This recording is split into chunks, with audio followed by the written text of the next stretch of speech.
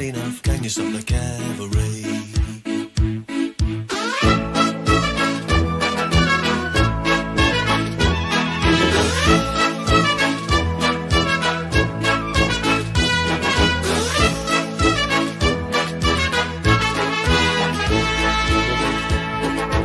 I have had to fight almost every night down throughout these centuries. That is when I say, oh yes, yet again, can you stop the cavalry?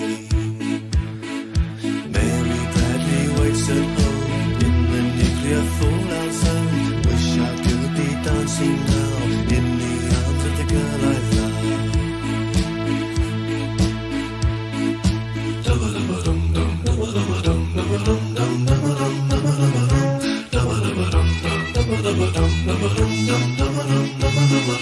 Wish I was at home for Christmas.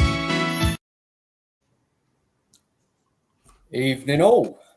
Welcome back. Beyond the Lane, episode 14. Merry Christmas, everyone.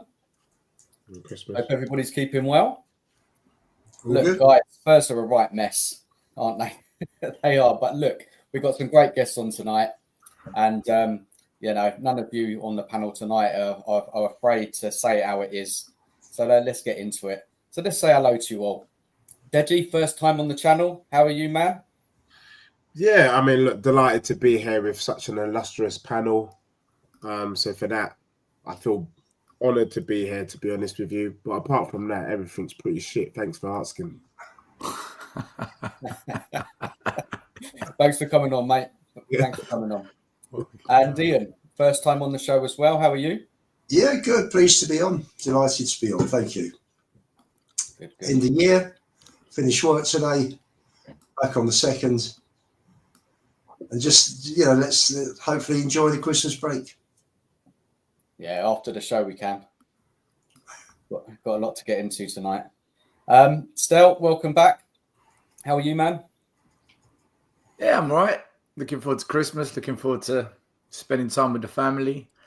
I really liked your intro. You know, that was quite a chilled vibe you've got there. I like it. It's different. It's no other channel does that. So props. You know, big up for that. Yeah, I had to throw it together. I've had such a crazy day, man. Busy day. Kids, I like it. Final Christmas shopping. Yeah, it's madness. But look, we're here. We're gonna have a good show tonight. And Nige, how are you, man? I'm good, mate. Yeah, really. I like your intros. Always good. Always put a banging tune on there as well. And I'm looking forward to being 11 points behind Forest on Boxing Day in 4th. Lord of mercy. Oh dearie me, eh? Marlon will be joining us about 7:30. So he'll be the final piece of the panel. So yeah, we'll bring him on soon. Big up everybody in the chat. Big up everybody watching at home. Please get involved with your comments throughout the show. Please remember to subscribe to all of us, myself, Nige, Stel, Deji. Ian's not on YouTube, but you can be found on Twitter. Is that right, Ian? Yeah, that's correct. Yeah, on X. And Spurs Kings TV, Marlon as well. Yeah. Thank you so much. Much appreciated. Now, guys, well, what is going on with our club? Another defeat yesterday. That's the 8th defeat this season in the league. We've just been seeing some horrible statistics yesterday and today. Everyone's divided over the manager, players, even the board. I went to the protest yesterday and I've got to be honest, a little bit disappointed. I thought there'd be a lot more people there than there were. I mean, I thought there was around 150, but some people say there could have been 200, 250, either here or there. Are just fans just happy with the situation at Spurs? And are they really just enjoying the entertaining football? Because I just don't understand it. Why aren't more fans protesting against the club? You know, it's just one trophy in 24 years. It's just not good enough. And the way this season's going as well, it's really, really bad. Ange is not changing. We're continuing to drop down the league. We're a laughing stock to the whole Premier League. Pundits are ripping us apart. And for me, I'm just not enjoying watching Spurs at the moment, and I'm not looking forward to it. And it's just all a bit of a chore at the moment. How is everybody feeling on the panel? Let's start off with Deji.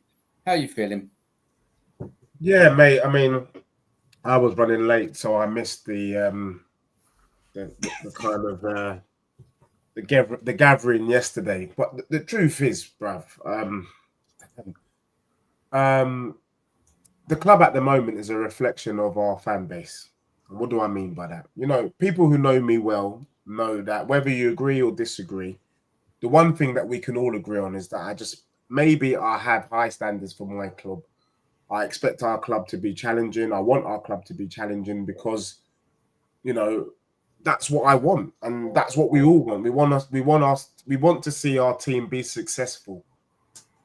The Levyout balloons, the black ones that came out, there was meant to be 5,000 of those balloons. I reckon I saw about 50 in the stands yesterday, and I didn't get a sense anyone was pissed off. Yes, on a normal day, everyone's effing and blinding when you can see the goal, but not enough for Spurs fans. I didn't hear any grumbling, none of this Levy none of this Postecoglou. Fans were singing the Postecoglou song, and I'm like, what the hell are we doing here? This is rubbish. Do you know what I mean? And I've been a fan of Postecoglou myself, so I don't want to sound like a hypocrite. I don't mind forward-thinking football. It's the mismanagement for me that's been the issue. But until the fans, and I said to someone, and someone tried to poo-poo me, but I don't think Daniel Levy is a great businessman. And the reason why is because what he has is he's fortunate to have a loyal fan base. We will sell out stadiums even if we were non-league. That's how secure those pound sterlings are at our club. I remember when we had the old White Hart Lane, sell out after sell out crowd. So it's easy money. So all the other stuff that they're doing, building the hotel, doing this, doing that, doing this, it's easy money for them. For us, if we're really, really serious about wanting to see change, you've got to have more than 200 people marching yesterday. The fact that only 200 out of 62,000 people deemed it worth enough to do that shows you where we're at. Shows you where we're at as a club. So before I go blaming the obvious that we're going to talk about today, let's look at ourselves. As a fan base, we're not serious and we don't want success. Because if we did, we would. All you have to do is not turn up to 2 home games and they would fix up, look sharp. It's that simple. Yeah. But our fan base love the club so much that it'll be a sellout crowd in our next home game and the home game after that. Even if we get lamped by Forest, even if we get lamped by Newcastle after that, they'll still bloody turn up. So what's the point? And I'm not here saying, Deji shifted from his mindset. I haven't shifted from my mindset, but I also appreciate that the fan base haven't got the oomph, the je ne sais quoi, that thing to say, you know what, enough is enough. They just don't have it. Fair enough, man. And I saw you late last night on stream, man. You must have been mad. I was bonkers, mate, because I do think, and I've listened to colleagues on the panel before. I have, even if I haven't commented. Some of this stuff is avoidable. Yesterday against Liverpool, you're up against the best team in the country at the moment, and you don't have your back five. Pedro Porro has been dog crap for the whole season. I don't give a damn what anyone says. You've got Archie Gray, who's 18 years old, who is a centre mid, by the way, not somebody who plays centre back. He's just filling in.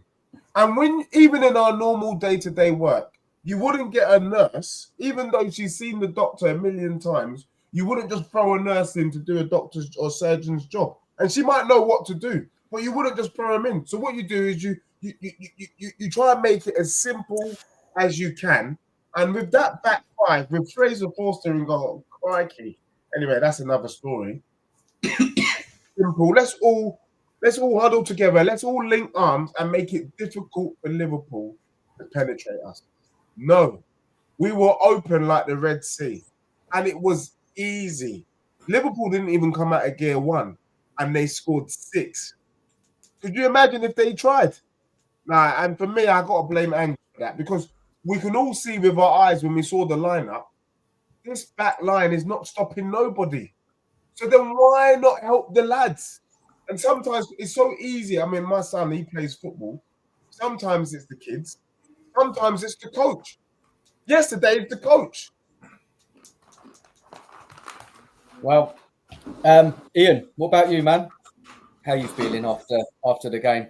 I just, I think how I felt was probably summed up. I saw the ticket information come through for the semi-final, and I go away most matches, and I looked at that second leg and I thought, do I want to be walking out of Anfield at 10 o'clock on a Thursday night to come home in the middle of winter, having seen Spurs smashed to pieces? And I never normally feel this. Normally I'm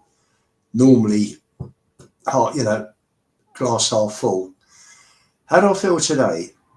I think I felt more disappointed regarding the poor turnout at the protest yesterday, and the fact that the crowd didn't get after the owners during the match than the result.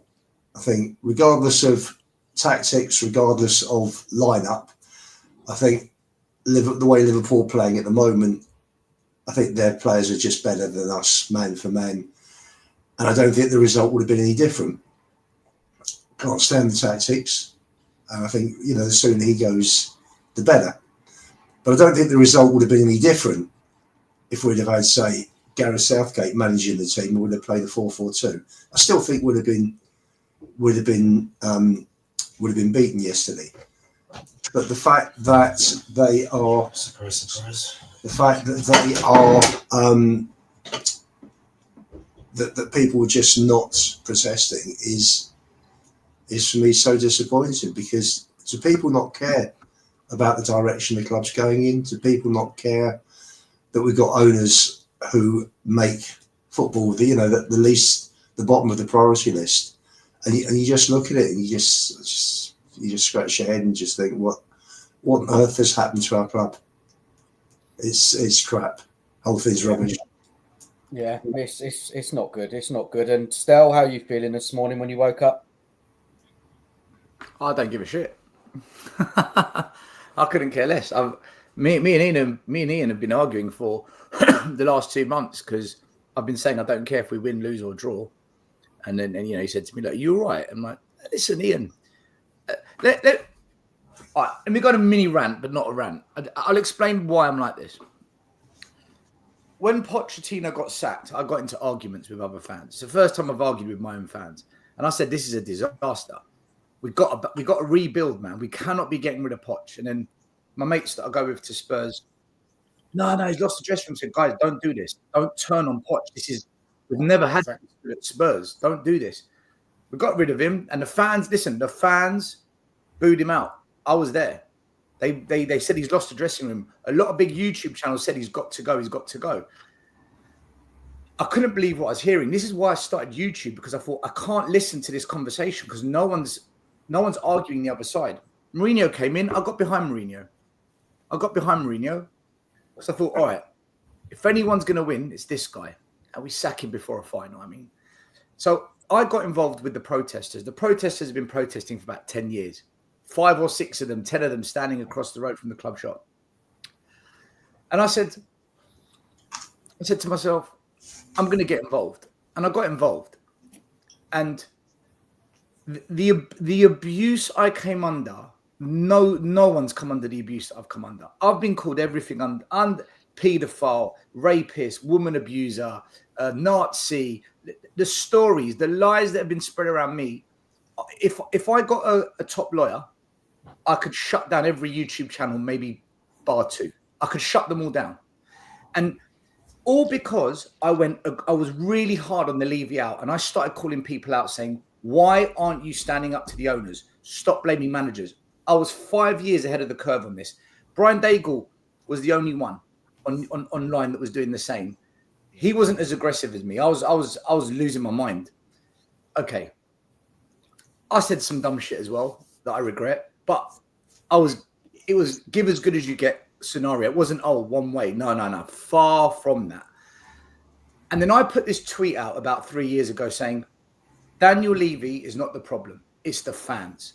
The fans are the problem at Spurs. Levy's caused this. ENIC have put Spurs where they are, but it's the fans that allow this. We don't back managers. We turn on managers. We back players that are shit. We make out players to be far better than what they are. We don't protest. We go whichever way the wind blows. If the wind goes that way, right, we'll talk about that. But as soon as this way, oh, forget that we said this. We'll just change our opinion. Actually, we'll change it again. And no backbone, man. The arse drops out of every fan in this club when the shit hits the fan. And what happened was, because I was one of only 2 channels that were talking about ENIC and Levy, our channels grew.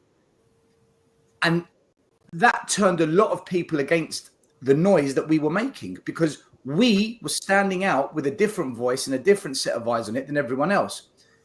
Anyway, the protest got a little bit more popular under Conte because this shit really hit the fan. And we got to about 200 people at the protests. And the abuse ramped up to a different level, to the point of where I came off YouTube. I said, I'm done with it, man. I'm not going through this. Okay. That's that. Let's get it to present day. When we signed Ange, I totally backed Conte to the end, right? We turned against Conte, who was 4th. And this man who's 11th, we're showing him unbelievable levels of love. We're 5-1 down at home to Liverpool, and the fans are singing the Postecoglou song, not the Levyout chants. It's a disgrace. But 62,000 fans in that stadium, like Deji said, 60-odd thousand. If the majority is singing that song, then I'm still in the minority. And this is the reality. The minority do not want change. They talk that they want change, but they don't want it. Because if we beat Nottingham Forest, if we beat Wolves and we beat Liverpool in the first round of the Carabao Cup, you ain't going to hear a single Levyout voice, a single ENICOUT voice, and then protests are dead. Game over. Because I know what those protests are like. I know what the fan base are really like. So for me, guys, I'm pretty simple with this all. I've been there, I've done it, I've got 10,000 t-shirts, and I'll still get involved if I see fans genuinely mean it. And I haven't seen anything to suggest that the fans mean business. They're talking crap. And this is what we always do. We're one of the weakest fan bases in the Premier League. We're absolute cowards to stand up to this ownership. And the reason we're like this, the reason the fans at Spurs are like this is this. We don't care about silverware. We don't. We're not like Arsenal fans, United, Chelsea, City, Liverpool. When they talk, they want success. They want glory. We are not that fan base. Yep. We like the idea of glory. We dream of maybe doing it. We don't want it, though. What we want is to be entertained. And that's why Ange is here, because he hits the remit of entertainment. And Levy, after Jose and Conte, rather than saying, what the fuck has gone wrong? Well, it's you, Levy, because you didn't back them. And it's you, Levy, because you don't give them enough time. And it's you, Levy, because you listen to the fans when they get upset about the style of play than listening to the manager, who's the actual qualified person, elite level qualified managers. Poch proved himself. You didn't listen to him. So you brought in a manager. Does he play attacking football? Tick. Is he going to cause me any problems? No. Tick. Is he cheap? Tick. You've got the job. And how often does he talk about entertainment? Entertainment. This word has been pushed out a lot now. It's brainwashing. It's media PR. They're doing it on purpose because they've understood that our fans, forget what we think, they've understood that what our fans want is to be entertained. And as long as they're entertained, they will tolerate maximum bullshit, maximum mediocrity, and they will swallow it all up. This is the reality, guys. This is what our fans are really like. They want to be entertained above everything else. And I've got no right to tell them otherwise. I just fight for what I want as a fan, and I keep banging my drum. I said I will back Ange. But if he re-signs Timo Werner, I'm done, because you're the same problem I've seen before. You're part of the yes man mentality. Re-signed Werner. I went Ange out back in June. I went on We Are Tottenham TV. I told him what was going to happen. We're now exactly where I said 6 months ago we would be, and I even explained how we'd get here.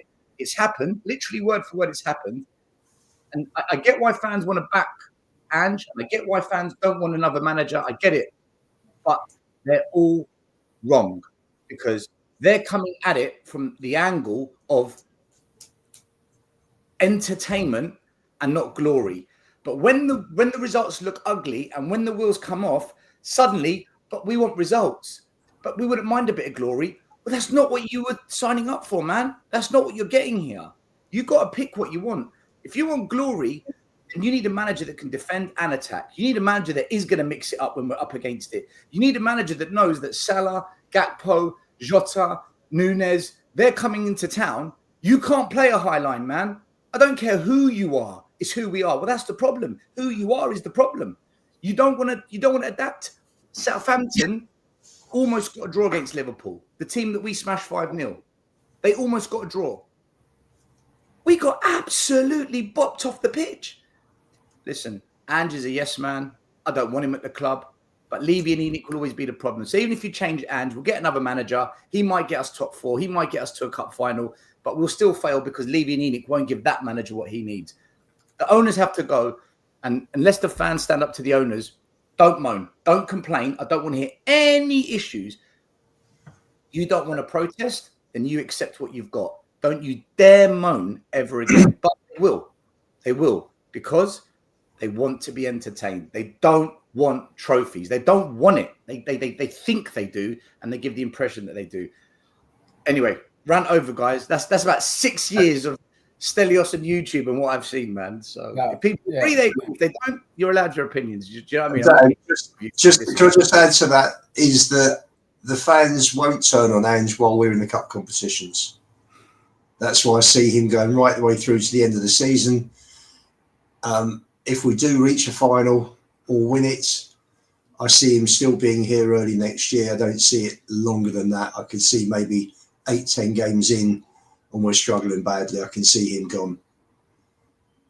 Right. Yeah, November's a good month for Levy to get rid of managers, as we've seen with Poch, with others. But no, I don't see it changing. Okay. Well, thanks, Stel, for that. Was it kind of like a monologue there, weren't it? I mean, that was crazy, and Deji as well, and Ian, all very valid points, and people in the chat as well. We can't mess about here. It's not good at Spurs.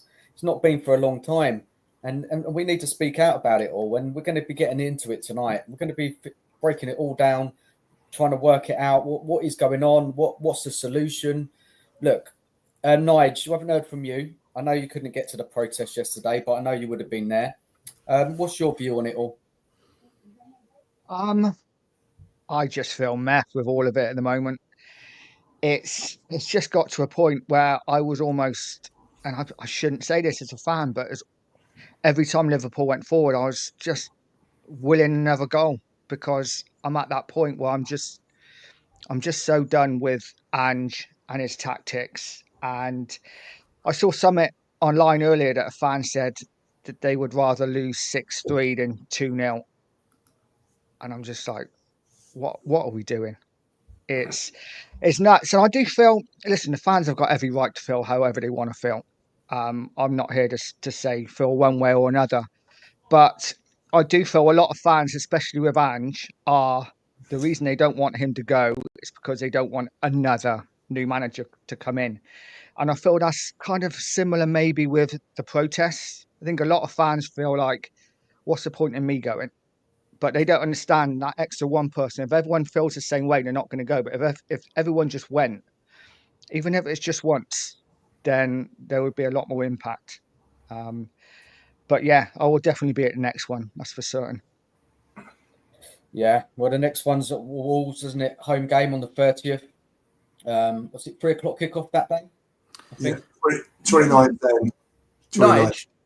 Nige, can I just say something quick about the protest, right? And this is why I don't believe it's good. I've got some reservations about it. Okay, this time I've reached out to the people running this one. It's a different group to the last one.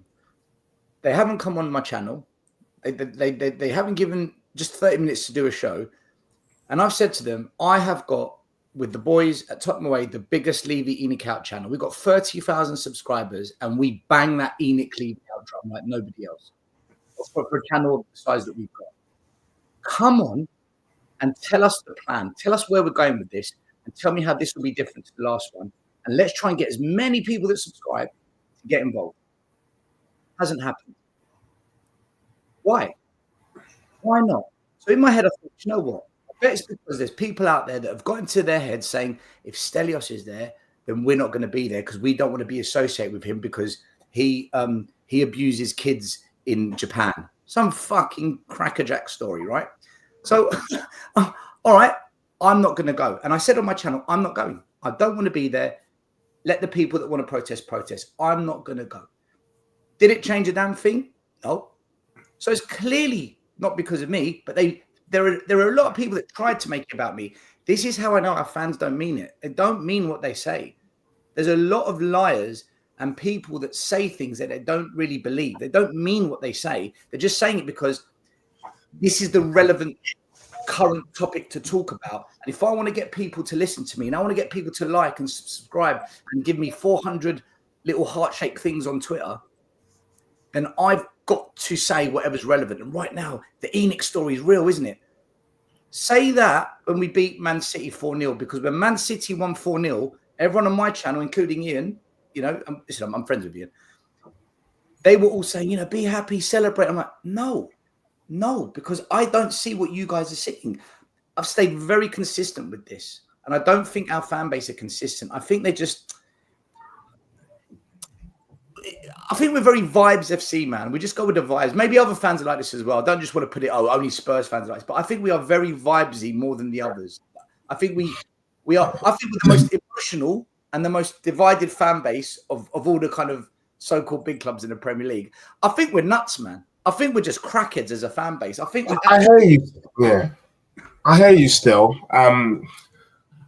Just a slight pushback. But I look, in the main, and with hindsight, I think I totally agree with what you're saying. I would have been like Ian. I would have been shaking my bum violently, and I did when we won 4-0. Partly because, and I'll tell you the main reason, I don't pretend to know Postecoglou well enough to say yay or nay. That from the beginning, all I knew was I didn't know who he was. I didn't want him at the start. I didn't. I wanted a Nagelsmann of that ilk. Then he managed to take what I thought was an average Spurs team. He got us 5th. Average Spurs team 5th. That's not bad in the grand scheme of things. But where I've started to shift is that a lot of the stuff that you were saying from the beginning, I don't know how you knew, but for me, before I can come to that school of thought, I have to see it for myself. Yeah. So I'm thinking the Man City game, we're beating, that's a big team, whether we like it or not. And to beat City 4-0 at the Etihad, whether you like it or not, that is a good result. Are we now going to pick on from here? It's very possible that we could have got it wrong with Ange. It's transpired that you were right. Pochettino, I asked Spurs fans this question. Did you ever believe when we brought Pochettino in that we would be challenging for top 4? No. Did you ever believe that we would be runners up to the Prem? Did you ever believe that under Poch you would see a Champions League final? No, you didn't. You didn't. But it happened. So I used that school of thought with Postecoglou. I was hoping and waiting to see maybe he's another Poch. Could he do it? Could he do it? Could he do it?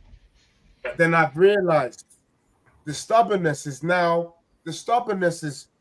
so ingrained in him that it's almost like he's shooting himself in the foot. And that's when I started to come to your school of thought, Stel. So I'm just being honest. I was one of the ones following the vibe. Deji, let me reply to that. Before I could change, if that makes sense. Let me reply to that, and I'll go quiet for a bit because I don't want to take over the show. I've got no issues with any fan, including you, anyone here, anyone watching, who wants to celebrate wins. I want you to enjoy it. It's just I can't enjoy it because of what I really believe, and I'm sticking to what I believe on this. So I can't enjoy it until I see something dramatically different. So when I get called negative and toxic and poison, not that you've said that, when I hear that because I won't celebrate something that I don't believe in, that's when I get my back up against the wall. And what I'd say about Poch, and you make a good point there. Did we think Poch would do what he did? Poch in his first season finished strong. And in the second season, we saw progression. With Ange, all I've seen is regression and regression and regression. And when you're looking for something to give us hope, just something to say, come on, man, get this going, even with the difficulties that you've got. No, I'm not changing. This is who, and that for me confirms everything that I thought. And the last thing I'll say on why I knew that this would happen, when you accept Timo Werner for the second time, either you are being controlled like a puppet, or you haven't got a clue about transfers, or you've accepted that you're going to buy into the same failures from the past, of course, previous managers, NGs, Nkudus, Rodons, Danjums, all this shit. And when he accepted Werner, I said, you're going to accept the Levy blueprint. And you know what? I know how that ends. You've got to go, mate. So that's kind of why I was there. But I want fans to enjoy it if they want. And I want Ian to enjoy it. I want all of you to enjoy the wins. But just let me not enjoy it because of what I believe. Do you understand? Just let me be me then. That's all. Totally get it. Totally get it. Look, let's bring in Marlon. Hello, Marlon. How are you, man? Hello. Hello. No worries. Nigel. That is like an Arsenal away kit. Is that Arsenal away kit? Nah, mate. Never. Representing Deji, Ian, Stel. What have I missed? How are you, man? You good? Good. All good. All good. Apologies for the tardiness, but I got my times confused. How are you feeling about the protest yesterday? Just your brief summary of it all. How do you see it in your eyes? How are you feeling, Marlon? Look, the protest is going to be a slow burner. It always will be. It's going to be one of those that will pick up eventually once people start to realise and open their eyes of what's really going on with Tottenham Hotspur. But let them get there by themselves. Everyone else will get there. It will just take time. Look, they will try their best to calm the noise down already. They obviously had Netflix there yesterday, so they are worried, but we'll see. We will see over time. I'm not going to say any more than that because a lot of people are still not there. You can tell. I've been on other platforms where you can blatantly see Levy's not the problem. They think other things are the issue. So you just have to let everyone get there. Once they get there, we'll go from there. I suppose you want to know my opinion about Ange, though, innit? Go on. Just a quick question, though. Do you think, because I hear that, and could it also be with the whole Levy thing is like, we say Levy out, but if this brother doesn't leave, there's nothing you can do about it, really.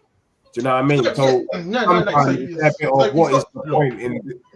I get it. We all want him out, but he's not moving, is he? He's like an immovable. No, but you've got two things here. You've got two things because at the moment he's just giving us stuff and we're just accepting it at this present moment, right? Yes, it's going to take a lot to get him to leave.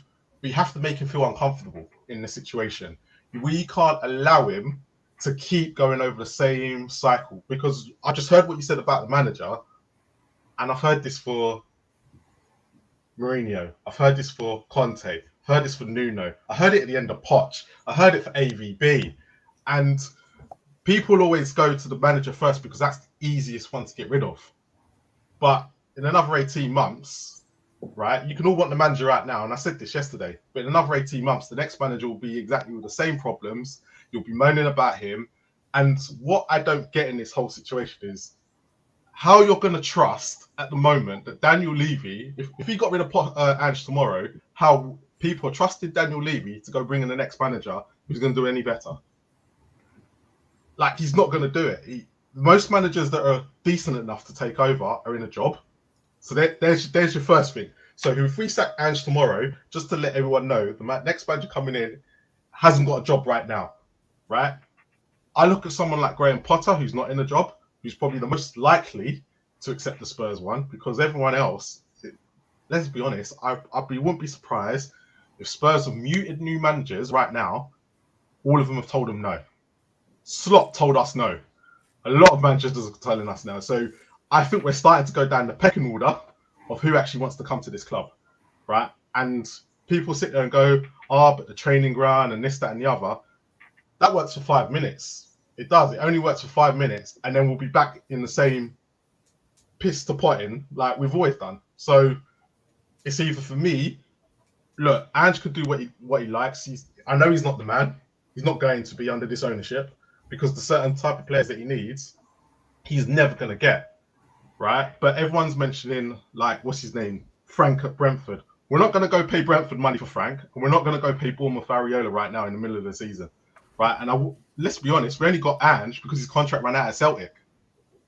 So the manager business, I'm just sitting there going, like Stel said, I'm just going to enjoy the wins. And when the losses come, like yesterday, they will come. Because this is what I expect from this ownership. And that's why I'm not going to... I know Stel's got to stick by his stance, right? You've got to remember this. Stel said in the summer, right, and he did say this, if Werner signs twice, he's Ange out. He's got to stick by that, right? But Stel's always said in every other, he never blames the manager first. And then he's always stuck by that, because when Conte everyone was playing terrible football, I think it was only me and Stel that stuck by Conte at the time. No one else, right? And everyone forgets how that ended. So I'm just like, you know what? If people want the manager out, they want the manager out. But we're going to have the same problem in 18 months. We will do, because we'll get to transfer windows after transfer windows, and it'll be the same problems. Marlon, we're going to be coming back to that later. Yeah, Definitely. That is a big discussion that we need to talk that out a bit more. Yeah. Now, look, I've got some questions around the Liverpool game, and then we're going to move on to Ange. But look, let's start off with you, Marlon. Did you really expect us to play that badly yesterday? And in your opinion, why doesn't Ange? Why does he refuse to adjust the tactics depending on the opposition? Like yesterday, just finished, Marlon, quickly. You know, like yesterday, obviously we're up against the top team in Liverpool. We've got quite a few injuries. You know, it wasn't it time to come up with a game plan yesterday? It would have been the ideal opportunity. I suppose for us, it was never going to work, no matter what game plan. What really peeved me off about yesterday was when it was 2-1. He had a chance to go, hold on, let's hold this for 10 minutes. Let's get to halftime 2-1 and make a game of it. But you saw how the third goal went in. Spence is halfway up the pitch, and it just left us exposed. That's it. That's game over. And look, at the end of the day, I didn't expect us to beat Liverpool. Did I expect us to lose by 6? Probably not. Probably about 3 or 4 I was expecting. But look, at the end of the day, we just don't have the squad depth. We just don't have anything. It was a great time. Look, it was a great time, but I don't think, for me, it was the defensive structure of the team that didn't help. He's left. He didn't just leave. Look, for me, Archie Gray is 18. You don't leave a guy exposed against Liverpool, and you don't leave Spence exposed against Mo Salah. That, for me, was ridiculous. Right? No matter they did, and for the first 20 minutes they did well. They didn't do too bad between the both of them, but we're all talking about Mo Salah on world-class status here, and you're talking about Jed Spence, who's only just got back in the team, who he didn't even want, and you're talking about an Archie Gray who's not even a defender, because that second goal summed up why Archie Gray is not a defender, because it's a ball that's won in the air. And like Liverpool have come out and said, they basically targeted Pedro Porro and Dragusin, because at the end of the day, Pedro Porro can't defend. It leaves Dragusin on his own. It's gonna happen, you know. And I know everyone was talking about Archie Gray, this, that, and the other. But I'm not gonna sit there and go have a go at Archie Gray. But he's clearly not a defender, right? You can clearly see it. But it's what we've got at the moment. And look, we shouldn't be losing. We shouldn't be conceding 6 at home against anybody. We shouldn't be conceding 6 at home. Marlon, why isn't he adjusting the tactics? Do you have any idea? Because he doesn't know how to. He's never been in this situation before. He's learning on the job. And a lot of people sit there and go, he doesn't adjust this, he doesn't adjust that. But we have seen where he has adjusted this season in certain games. Right? Yeah. Man City away, he did not play, no matter what people want to say, he did not play the exact same way. Right? And then we look at the corner situation. He said last season, he didn't care about, he did not know. We saw it, we've seen the difference this year, but he's just not putting it out there when he's making these changes. Look, I don't think he's good enough for Spurs. I don't think he will be the answer to what we're going. But I will defend him on certain points.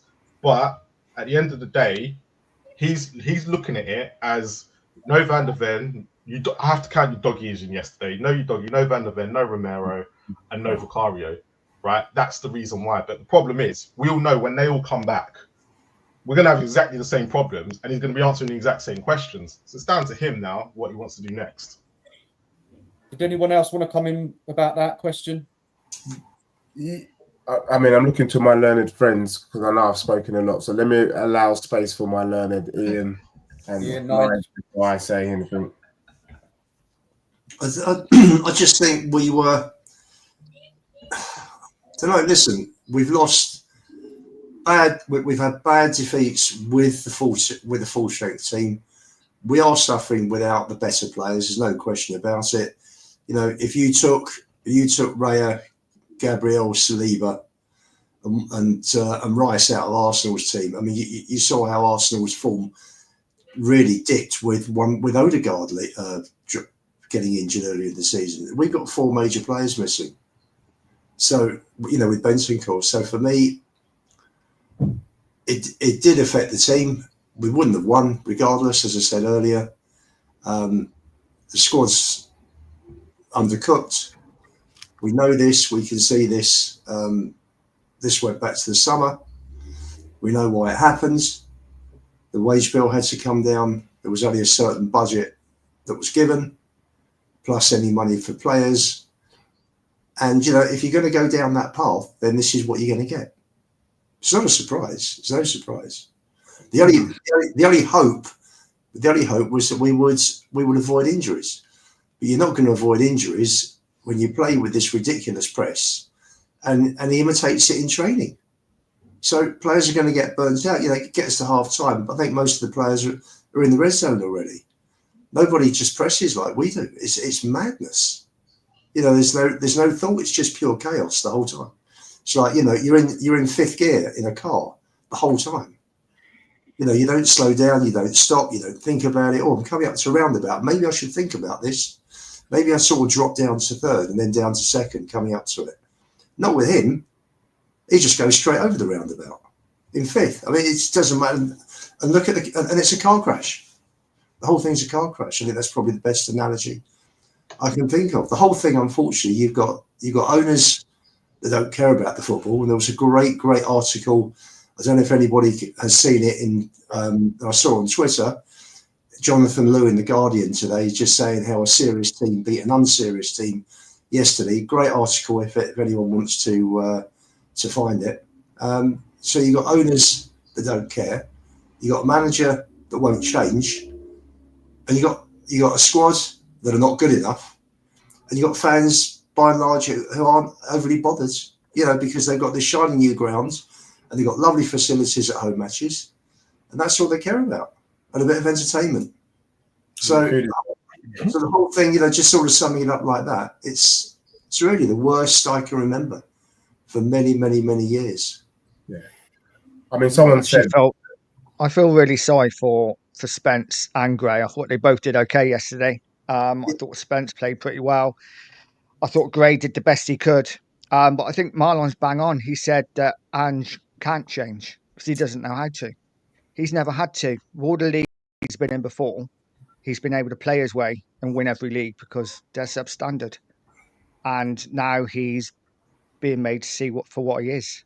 And that's just an average manager, in my opinion. Yeah, I'm about to say something. You know, you put yourself out on these platforms. It's a bit of no, look. For me, I'm about pure football first and foremost. Okay, banter aside, I just like to watch the game. I was actually surprised that we scored 3 goals. When you look at our front three, I'm surprised we've scored as many goals as we've scored. And I know we can unbreak and we can contextualize it. A lot of the stuff as much as I said that Liverpool didn't come out of gear 1, it was very clear to see that had we just managed the game better, Liverpool were also there for the taking. It was quite weird. How the hell did we get 3 goals? You know, and I'm looking at the team and I'm thinking, how comes Jed Spence doesn't start ahead of Porro? And when you look at some of the other games that we lost, the Ipswich game, the draw with Fulham, you know, you're looking at the away defeat to Crystal Palace, and you just think, if you just manage this better, we are not going to be having the conversation that we're having today. So part of me feels like, as much as maybe the squad off the tongue is not sexy, doesn't look sexy compared to what we know to be, you know, a good Spurs team, we slapped Aston Villa 4-1. We beat, you know, City 4-0. So there's something within that squad that shows that they can bring out a good result. But it's the consistency for me that's the issue. So it almost feels like, weirdly, it's like, if he just sorts himself out, he could do something, Postecoglou still, weirdly. But if he sticks with this gun-ho approach, then he won't. I don't know if I'm making any sense, because you can't poo-poo the wins that we've had, the big wins. Clearly, when it works well. The issue is, how does he get the working well consistent enough so that we're all happy? And that for me. Well, but you have to look at the whole City situation as well. Like, City are now suffering because they have fought badly, right?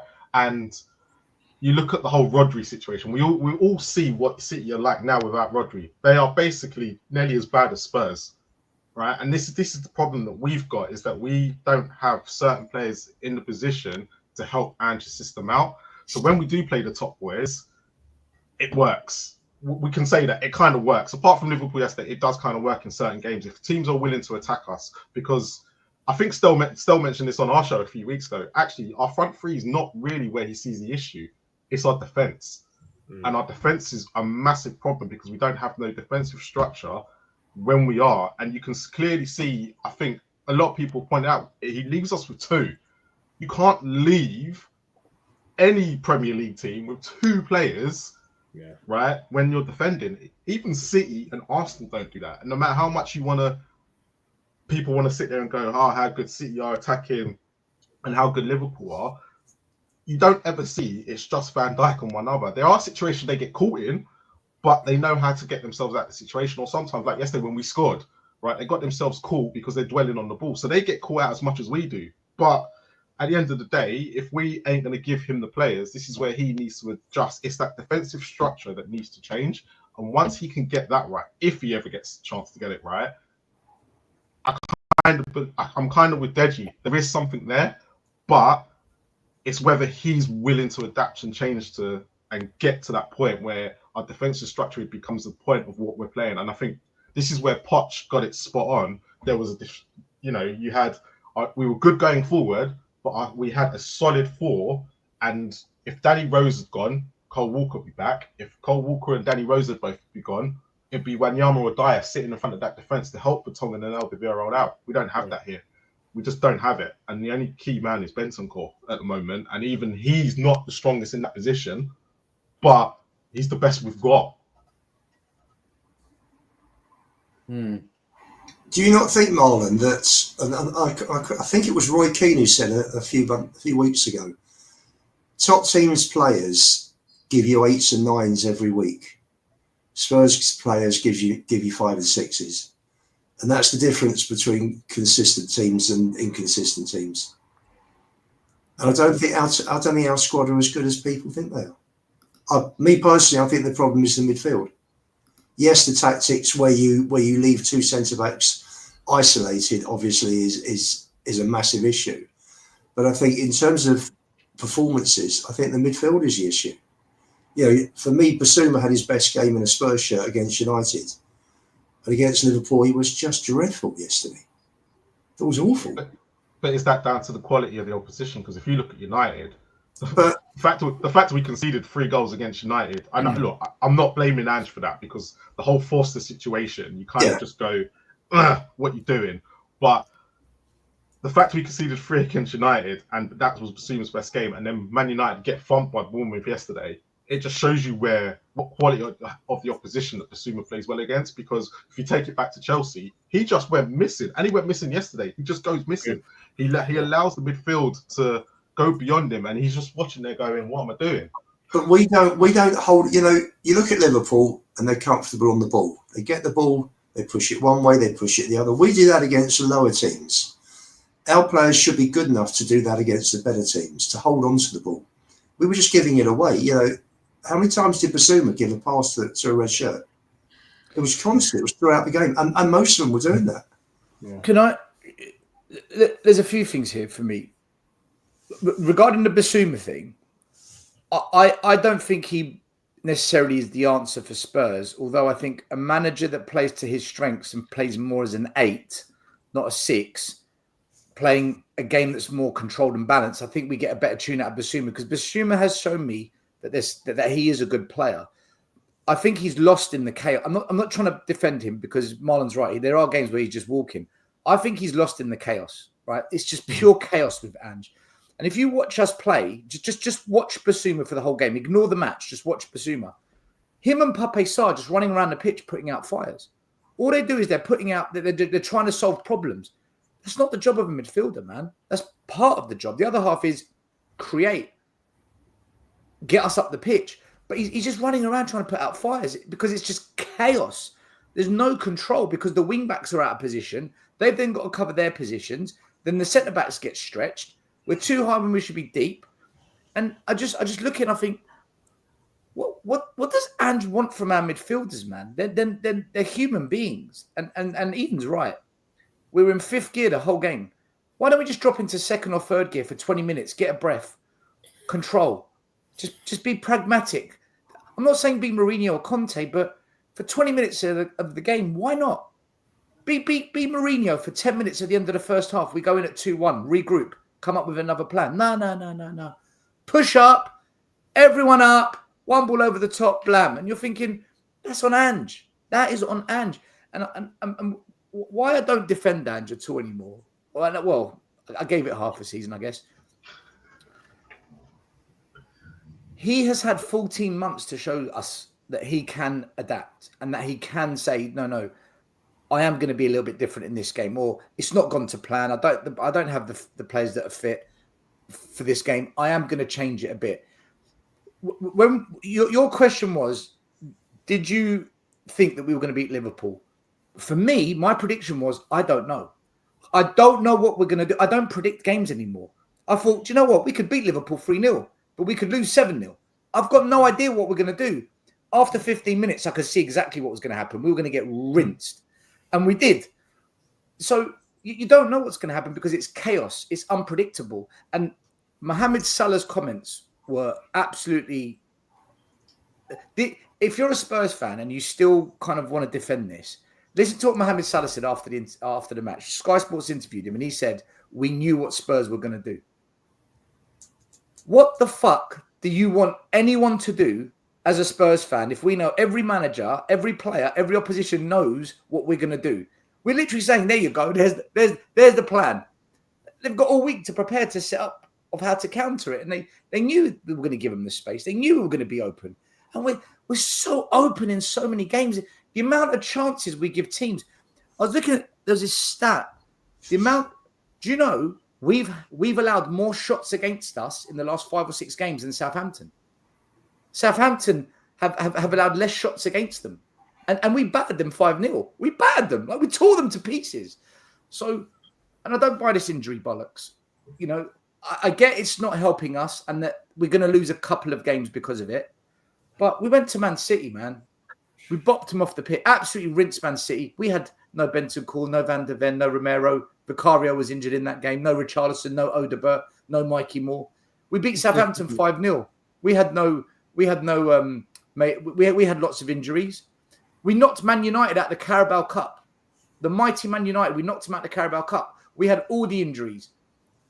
So it can't be an excuse. We can win with injuries. But when we lose, but we got injuries. But you never said that when we won with them. We lost to Palace with a full-strength squad. We lost to Ipswich with a full-strength squad. We lost to Newcastle with a full-strength squad. We've lost games with a full-strength squad. I just think I get what Ange wants to do. I understand how he wants us to play, but Marlon hit the nail on the head. We do not have the quality of player to pull it off. We simply don't. We need elite players that don't lose the ball, that are technically, prime Gundogan's, prime De Bruyne's, prime Christian Eriksen's. And we need a group of players that have the level of decision-making that you would expect a Real Madrid player to have. Do not make a mistake, because that mistake, the whole team gets wiped out. That one missed header by Dragusin, that one mistake, the whole team got wiped out. We're never gonna build a squad of players like that with Levy and ENIC. So Ange has to adapt, and I don't think he will, because I think he believes so much in his way, and he thinks he can just drum it into all the players. And if I've got enough time, they will get it. They might get it, bro, but it doesn't mean they can do it. Adogi, Van de Ven, Romero, Dragusin, and Porro, for me, have all regressed as defenders. They've all gone backwards. I don't think he knows how to coach individual players either and make them better. People say Kulu's improved. Not really. This is the Kulu we saw when he first came to the club for 4 months. Kulu was this good then under Conte. They say Brennan Johnson improved. He's improved his goals he's scored, but as a player, he's awful. As a footballer, I don't like him. So I don't know. He was better at Forest. I must tell you, Stel, can I just ask on that? Marlon, I never saw him at Forest, but a lot of people have said to me at Forest he was better. A lot of people. He was good at Forest. I can't believe we signed this. This is not the Brennan Johnson I kind of expected. Like, the only person I've sat there and said that Ange has technically improved, and even then it's at a push because he's playing more games, is Sarr. And it's only because Sarr's probably playing more games to the reason why he's improved anyway.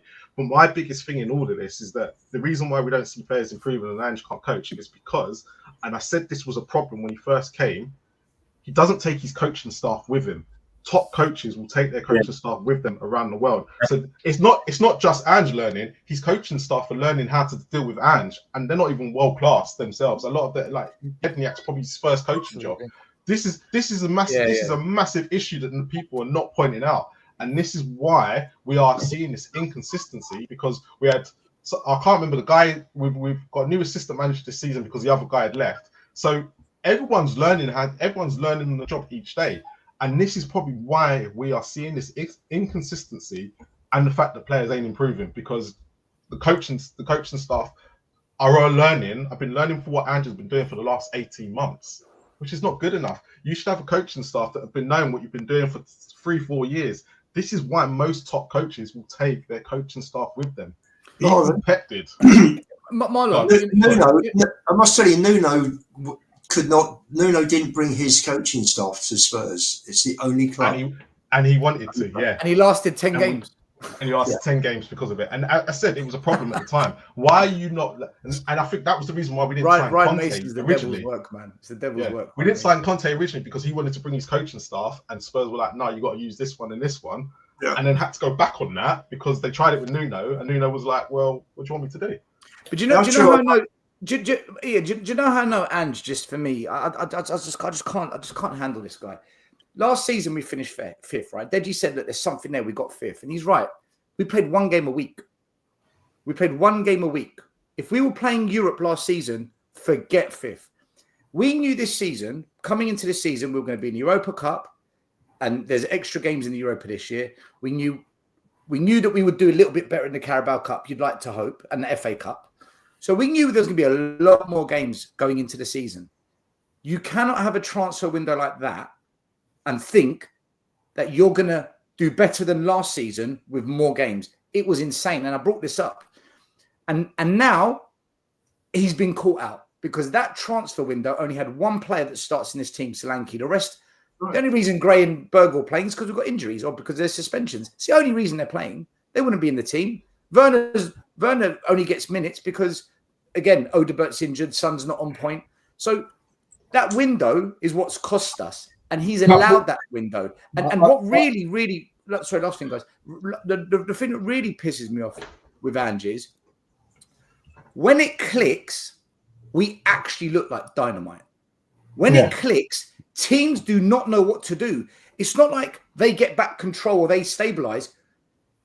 They melt down. It's a complete meltdown. It's like 5-0, 4-0. It's a pounding. Like what Liverpool did to us When we click, we do that to other teams. It doesn't matter who they are. We do it to them. Yeah. Problem is, you cannot do that every single game and think that we're going to consistently do that, because there will be games where we do have injuries. There will be games where it doesn't quite go to plan. There will be games where the other teams come up with a tactic to stop us. In those games, you have to adapt. So let's say over a 38-game season, if everything's clicking every week, you're going to have maybe 8 or 9, 10 games a season where you've got to tweak it a bit. He doesn't do it. He doesn't do it. And that's the issue. So even when this potentially does all click, let's fantasy talk now. Let's say it lands. Oh my God, Spurs. Wow. That moment will come again where he needs to change it. And he's going to be like, no, but it's working up to now. That's the bit he doesn't get. That's why. And that's why I loved Poch, man. This is why I love Pochettino. We lost Harry Kane. Right, we're going to go Lucas Moura's son up top. We're going to change the formation. We knocked Man City out of the Champions League. This is why I need a manager like him. Maybe not Poch, but give me a manager like that. I agree with you, DejiSpurs. I agree with you. Stel, where have you been all my life? I've been banging on about this, and this is why I've been Ange out. Tottenham away. And the reason I say Ange out is because Pochettino was able to work with the tools that he was given.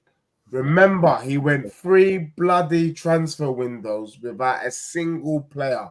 And when people tell me that Pochettino was never good enough, oh, look, what did we win under Poch? We won bloody a lot, mate. We were on the verge of starting to win. He's the one who said it was going to be a painful rebuild. And boy, was Pochettino right. And sometimes you just got to go with what works. If it's not broke, don't fix it. We just got to a Champions League final. Of course, mentally and physically, the players were drained. Give them a chance to recoup. But for me, I look at the Premier League right now. And first and foremost, I said, if Spurs fans don't want Poch, I've been naming this particular manager for a while. Marco Silva. You hear it again. Marco Silva. He's good. Or Areola. Because what I want is, okay, Levy is not going to give you the players that you want. All right, can you go out, find some cheap players and make something out of these cheap players? I couldn't believe when I met this guy, Bournemouth fan called Sam, that Semenyo and Alex Scott came from bloody Bristol City. Bristol City. Perkes came from the 2nd division of the Hungarian. You know, I'm like, what the hell is our scouting team doing? So we with 200 mil, we could bring in 8 players that would strengthen our squad overnight. Literally, let's start being efficient with the little that we have. So there's no excuse for. That's why I'm like, there's no excuse for it. Brighton manager is doing bits on a shoestring. No, he's not spent big. He's taken over. We've got Bournemouth doing what they're doing. Come on. Manager can do something with that. What about Nuno at Forest? What he's doing? It's unbelievable. Yeah, look at him. I actually can't believe that. I can't believe that one. That's a shock. Deji, we followed Alex Scott for a year and a half. We monitored him for a year and a half. Yeah, we did. Yeah, the whole time. What we do best at Bristol City. That's right. We watched him. You know, I mean, how if you're following Phillips constantly, how do you not see Wharton? I don't get it. You know, we miss players. Why loan out Phillips and so you can play Archie Gray, the number 6 in the centre back? Why that? See, things like that just don't make sense. It's like you've got a centre back who's young and promising, and you loan him out to play defensive mid in the centre back, and then we do a show saying we feel sorry for Archie Gray. It's not his fault. Why is he in this? Why is this situation even happening at the club? I don't get it. That's right. Alex Scott is a Spurs fan, absolutely. It's self-destruction, man. I swear to God, it's just sabotaging ourselves. Right, let's jump to another question. Yeah, that was a good question. That went off, didn't it? Yeah, well done, Dan. That one there could have kept us here till 6 a.m. to be honest. Truth bomb, Jay. Let's do your question, Stel, because I know you've got to jump off in about 10 minutes. So let's just ask your question. So it was the first time this season where we've lost more than by 1 goal. It's all right, isn't it, Stel? It's all right. What's your thoughts on Ange and his comments of we're only 18 months into the process, but look what Slot did. You know, Slot's only been there, 6 months? He's already got that team up and running. I say do more of a comparison with Poch than Slot, but I know why you framed it that way. But no, it's just that, yeah, like different. You know, I always find that argument though. You can't really compare to Slot because Slot was going into a healthy situation with a healthy club, and it's really unfair because we were an absolute mess when he came in, and you have to compare it to like when we're using this because we can't use it to the Man Cities because them clubs are being run properly. You have to compare it to a club that's not being run properly. Like, we have to compare it to Almiron and Man United because that's probably just where our level is at the moment with the way it's being run. And you're seeing quite similar results with Man United that you are with us. And so what about Marlon, I'm going to disagree with you here, man. I'm going to disagree with you on this one. No, you got you can't though, because the club's a mess. I'll tell you why. When we were looking for a new manager before Ange, I went on Tottenham TV and I said, I want Arne Slot. Before anyone was talking about him, I said, I want Arne Slot. Yeah. There was this young guy that came on the channel back then called Charlie, Spurs fan, but he lives in Holland. And he was telling me about the Dutch league. Yeah, okay. We were talking about the Dutch league. So I thought, let me have a look at the Dutch league. I don't really watch Dutch football. And Feyenoord at the time were fire. And their manager was Arne Slot. So I started watching him. I thought, and I watched. And I said to myself, fuck me. This lot are good. And what I noticed with Arne Slot is far less passes to get forward. He knows how to rotate the 7 and the 8 and move the 10 in certain games, depending who he's playing. And I thought, right, you know how to rotate the midfield nice. He does take risk, but he also has a lot of control of games.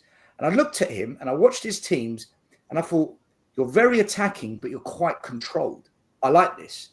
I think this will suit Spurs because it gave me not Pochettino-esque football, but it gave me that vibe. And I thought, I like this guy.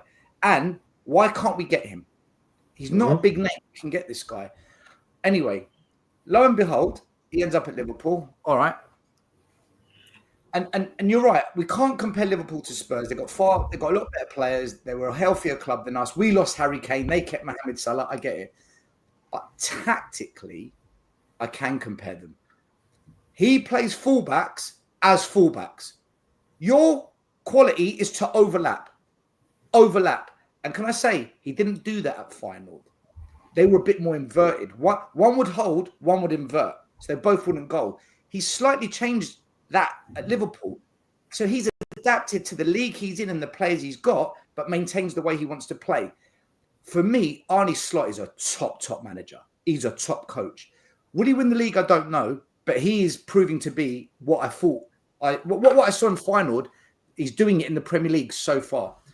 And I look at our players, right? You're going to play out of position, right? Archie Gray, right back. Actually, go left back. Spence, you're right back. You go left back. Oh, by the way, I'm not going to play you for a year and a half. And I'll bring you in and I'll drop you out. In fact, come on against Coventry, win us the game, then sit on the bench for 3 months. Phillips, you're a centre-back. Off you go on loan. Don't worry if we get 2 or 3 injuries. I'll play Gray there. I look at the fullbacks inverting when I know they can't invert. I look at Dragusin, who got absolutely smoked against Belgium when he played for Romania in the Euros in a high line. He can't play a high line. He cannot do it. Let's play him in a high line. Got caught out against Newcastle. Got caught out 2 or 3 times against Liverpool. So tactically, Slot keeps it simple, but highly effective when he tweaks it. Our manager, Marlon, it's just chaos, man. It's too chaotic. That's why I compare. Yeah, but you look when it comes to coaches and them tactically, yes, you can. When you compare them together, but Slot is, you can tell Slot's 10 times better than what Ange is. I'm not sitting there denying that, but Slot would not have the same results. He might have had he might have come in and have slightly better results, but if he came into a Spurs team and he came into what we had at the beginning, I tell you now, it would have been up and down and would have been moaning just as much because of the way this club is run. And every manager that comes in is going to have the exact same problems. Yes, he's a better coach overall, and probably after 18 months, we probably see the same. Look, at the end of the day, Conte is a very good coach, right? And we can clearly see that. But he had a football that everyone said was unsustainable. We've got the same problem now with Ange, right? We just don't ever seem to have the players to suit the coach. It always seems to be we're like 2 years behind. Conte got results. But Conte got results. I know he did. We were fourth. He did. But the fan base didn't want him. Still, we were there. Me and you were defending him, and the fan base didn't want him because they said it was unsustainable. The football was crap, and no one wanted to watch it. With the players the players that Conte had, I think it was unsustainable. I would like to do the comparison to Poch. Poch came in if I remember rightly, and I may not, in similar circumstances. But when I look at our current squad, I just think the potential is there.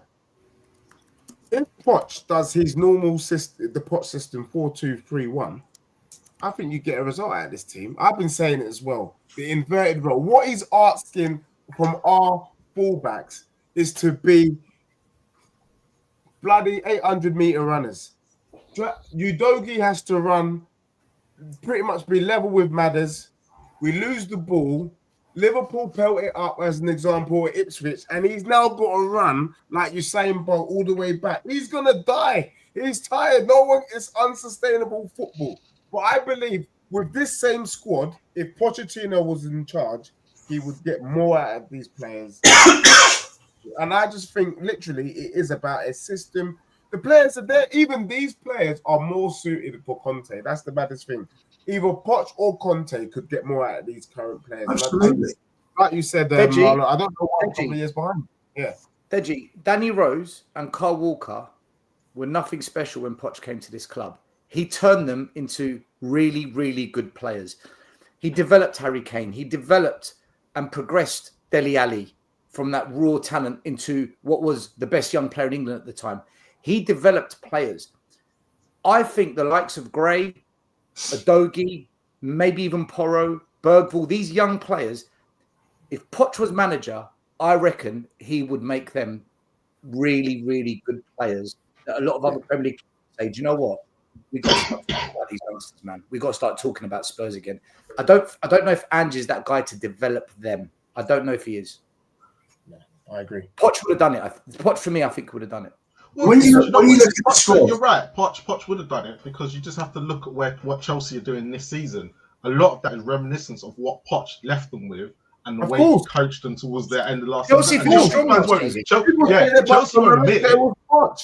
Yeah, Chelsea won't admit it because they don't like Poch that much. But especially Donny. Donny, if you're watching, he's a cheeky one. That Donny. What was it? They lost 2 games from January. It was, and that was to Arsenal. I can't remember 2 games. Yeah, and he literally had them going in that direction after he saw. Guys, this 18 months still there. Chelsea's still second. They got to a final and a semi-final, and if they actually had forwards that could put the ball in the back of the net, they would have beaten Liverpool that day in the 90 minutes. But people like Jackson from this year. Different player. 18 months. Andrew's saying yesterday, 18 months. I'm only 18 months into the process. Does that hold any weight? No. Well, how long does he need? If it wasn't for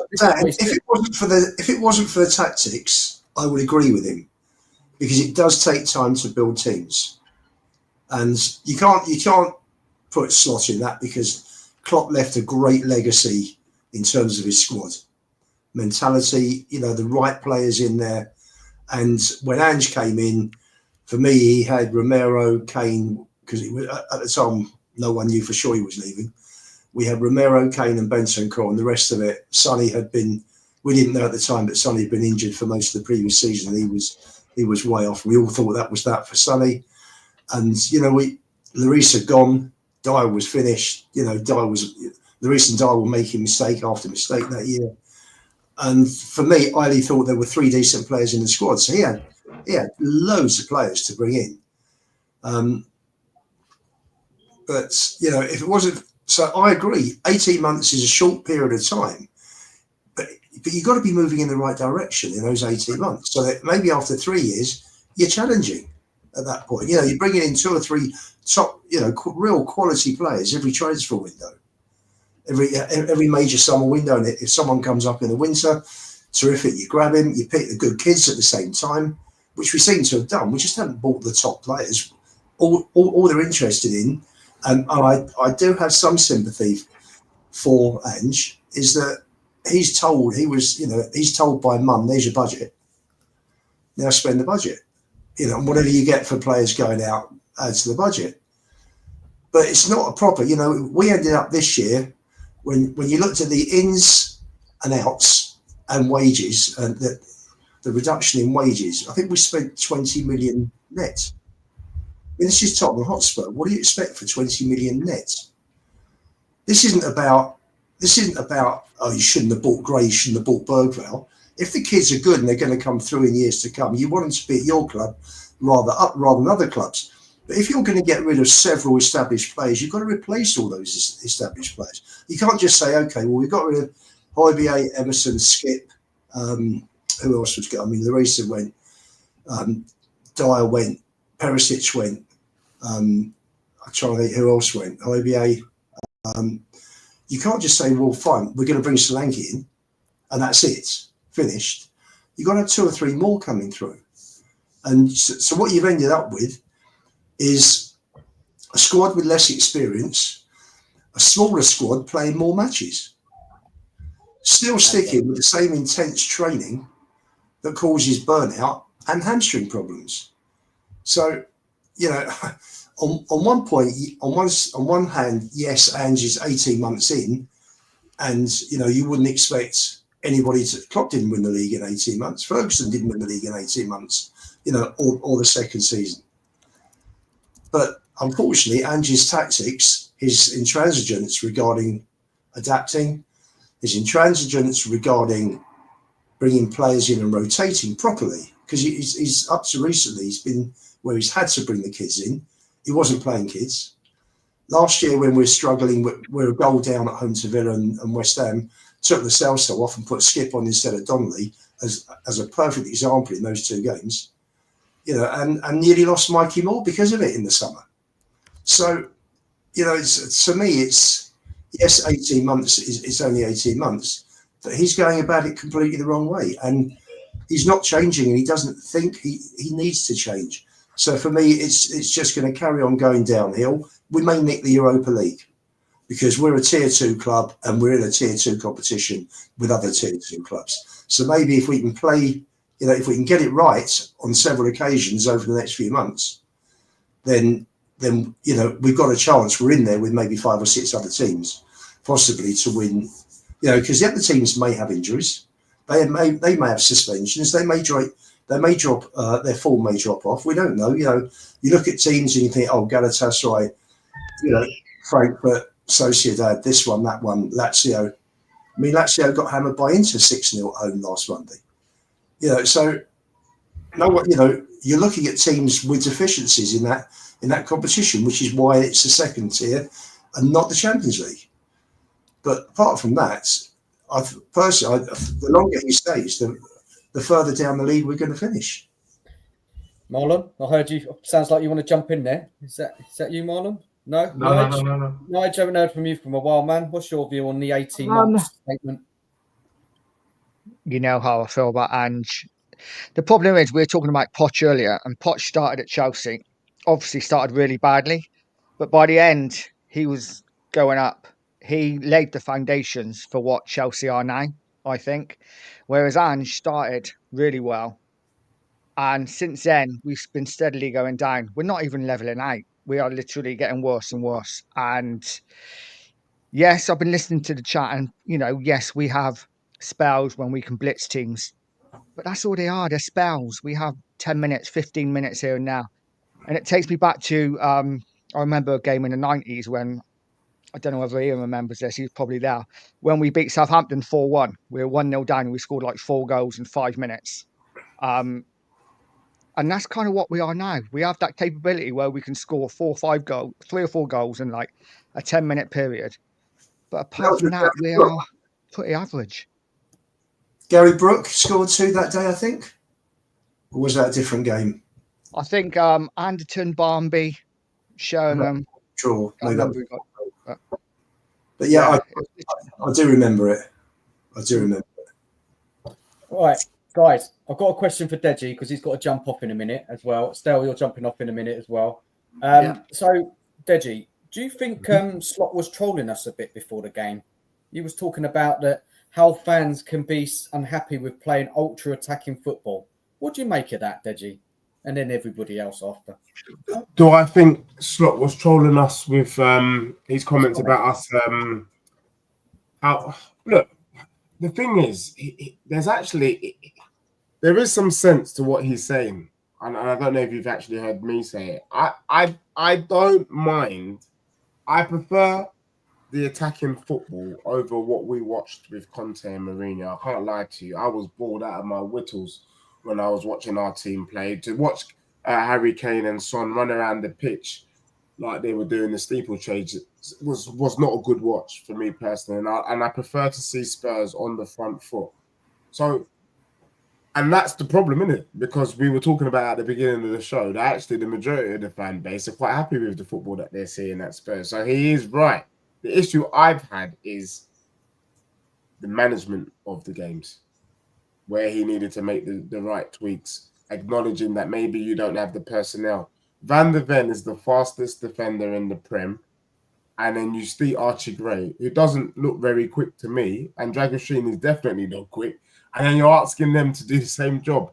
That's madness. So that's been my issue. So I prefer this. I'm not going to lie to you. I would prefer to be on the front foot. It is a breath of fresh air. And it is nice to see that we can score goals life after Kane. Right, there has to be a balance, and that's what's been missing. Well, we're entertaining, aren't we? Definitely.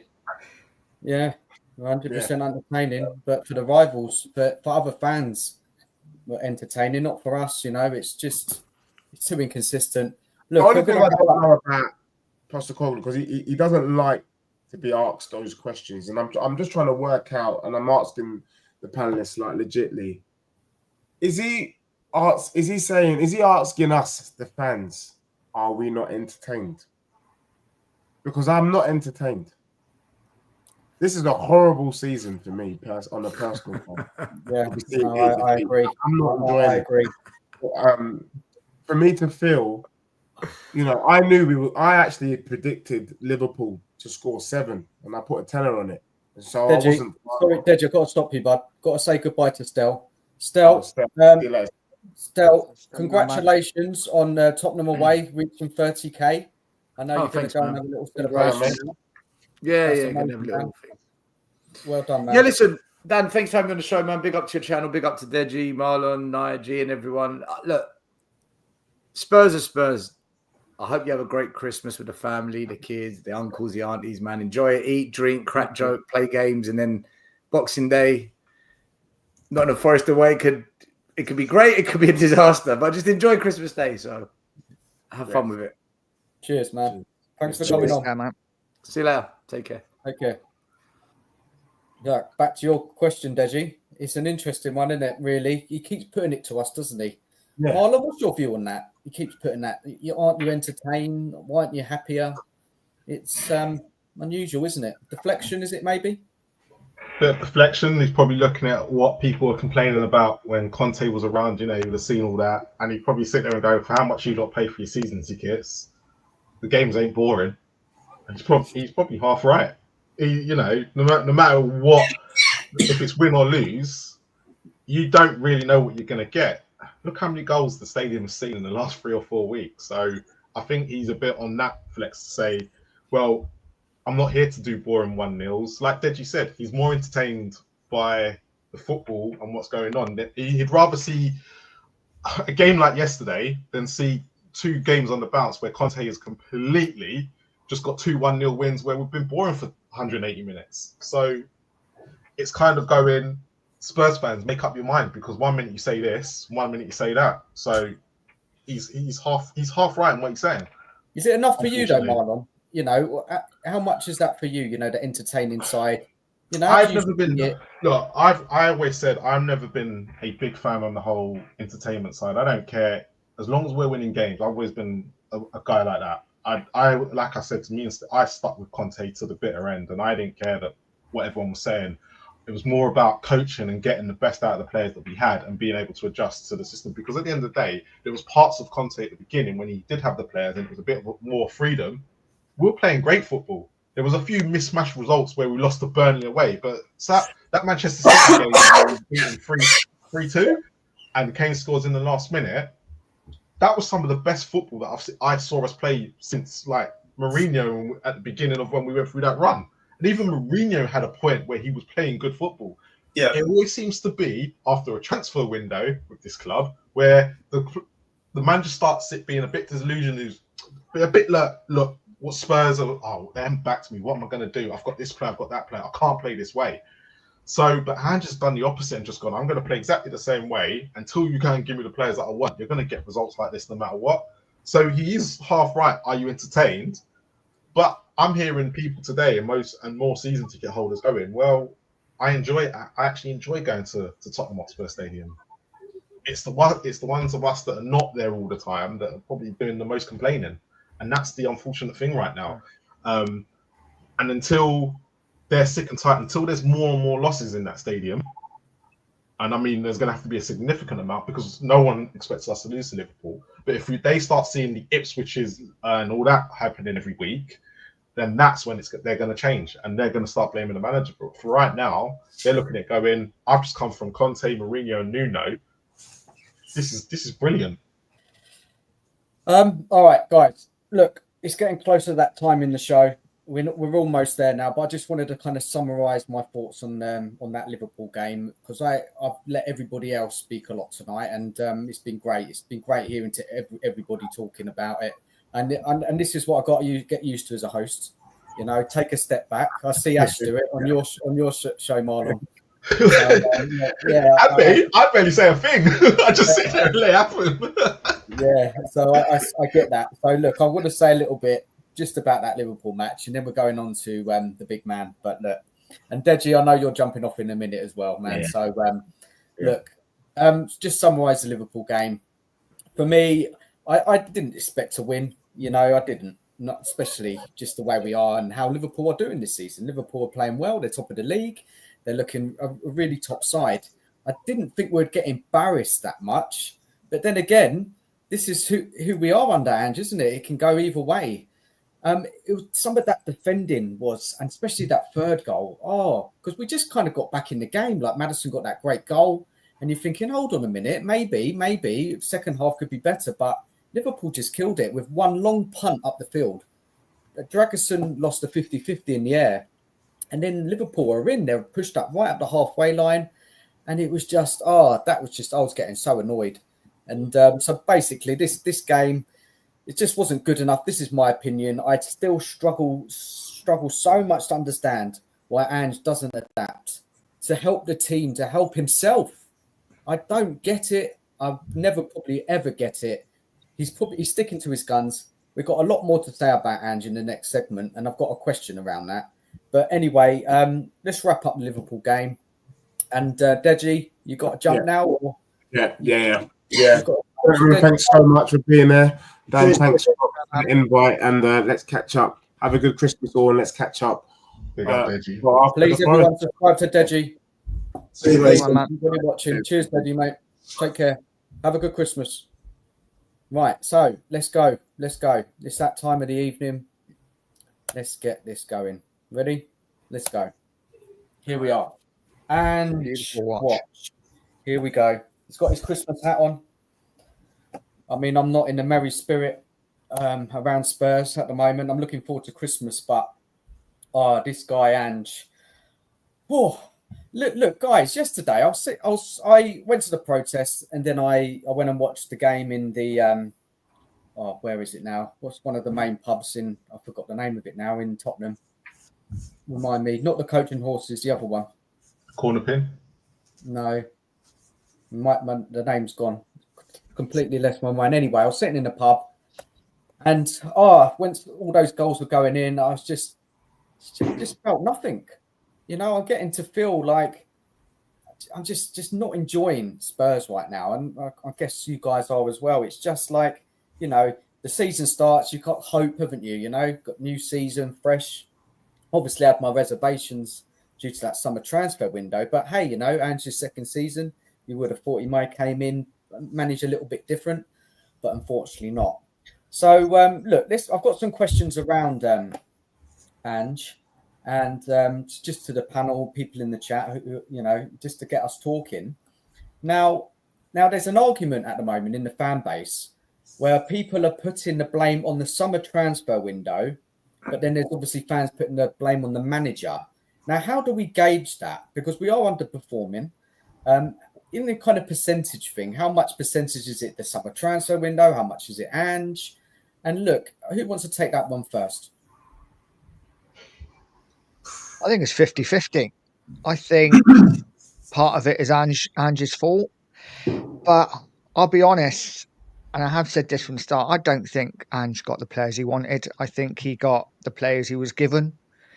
And for that, I feel sorry for him. But at the same time, he's not getting the best out of the players that he's got. So, yeah, I put it at 50-50. I certainly think, yeah, like I say, if Ange could choose his players, I think most, maybe Barsolanke wouldn't have come in. No, he wanted Solanke. That was that. Yeah, that was, yeah, that's what I mean. That's the one player he wanted. Listen, we all knew he wanted Gallagher. He wanted Neto, and Chelsea beat us to Neto. So, but Nige, sorry, Nige. So the fans. So what I'm trying to say is that they're so divided. They won't blame Ange. They look at the transfer window, and then there's like me, you, Nige, Ian, Stel, Marlon. Not so much. Is putting it on the manager. You know. Like that's I think that's because the manager. I think that's because the manager come out and said they're my signings. Right. So I think you go by what the manager says. If the manager comes out and says they're my players, then the manager's got to take the brunt, and he's always going to. Sadly, the manager is always going to come down to the manager. But it's the transfer window. This is where it's just so split, isn't it? Do we not think he's just towing the party line? Yeah, which he would. He's not going to lose his job, does he? He's not going to turn around and say, well, I wanted X amount and only got this, is he? He's not going to come out openly like Conte did. No. You know, so and I think fans have just got to read between the lines. That's why I don't listen to anything he says. I don't take any notice of anything he says. Apart from the one thing that he said the other week is that they brought me in because I play a certain way, and if I don't play that way, what's the point of me being here? And for me, that spoke volumes about where we've been up for the last 16 months and where we're going to be for as long as he's managing the club. He's not going to change. So what do you reckon, Ian? Then what's your percentage then on it? You know, if you had to give it a percentage. Well, I think it's a third transfer window, a third the manager, and a third the players, because I don't think the players have stood up this season. You know, you got. It's all very well. You know, listen. The tactics are dreadful. They leave us wide open. But when you've got players who, I mean, like Sarr didn't track Diaz's run yesterday. Simple thing like that. Track the run. Gray and Dragerson had two players. Diaz was the third striker. Ball's coming in. Track the run. So you got 3 on 3. You got 3 marking 3. Not 2 marking 3. The guy's got a free header. Easy. Just too easy. You know, nobody covers Porro. Porro went on the run that ended up in the back of the net, I think, for their fourth goal? I think Kula had the ball. Porro made the run down the right. It was needed Kulu to put him in. He didn't get the pass. Kulu's out of position. No one's covering across for Porro. They just went down the left. Easy. Ball is the back of the net. That was fourth goal, wasn't it? Yeah. So, you know, for me, the players have not, you know, to be so up at Brighton and to be totally controlled and then come out the way they did and just not even bother. I mean, they went from sort of fourth, fifth gear into second, and there's no leaders, there's no guidance, there's no one on the pitch putting the players together. You know, they've given away a goal inside 2 or 3 minutes in the second half at Brighton. So Sonny, pull the boys together, right, guys? We're gonna stick this out 10 minutes. We're gonna sit a bit deeper. We're gonna win all our personal battles. Let's make sure that we take back control. You know, they've got momentum now. The fans are behind them. Let's kill it. We're still 2-1 up. Let's kill it. No, we carry on playing the same way. And sometimes players have got to take responsibility as well. So, Ian, give us a percentage. Nige said 50-50. What's yours? I say a third between the owners and the money they gave him, the transfer window as one. I get you. Tactics 2, and the players' performances 3. Fair enough. Marlon, how do you view this question? It's a difficult one because the transfer window didn't help. Ange doesn't help himself with his in-game management.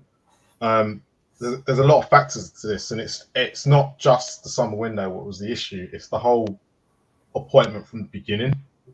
Spurs knew when they were bringing Ange in what he was going to need, what they should have known, what he was going to need, and what the club was going to need to move the club forward, right? And there was and what made it worse at the time, he was coming into a club that was just about to sell one of their best players in Kane.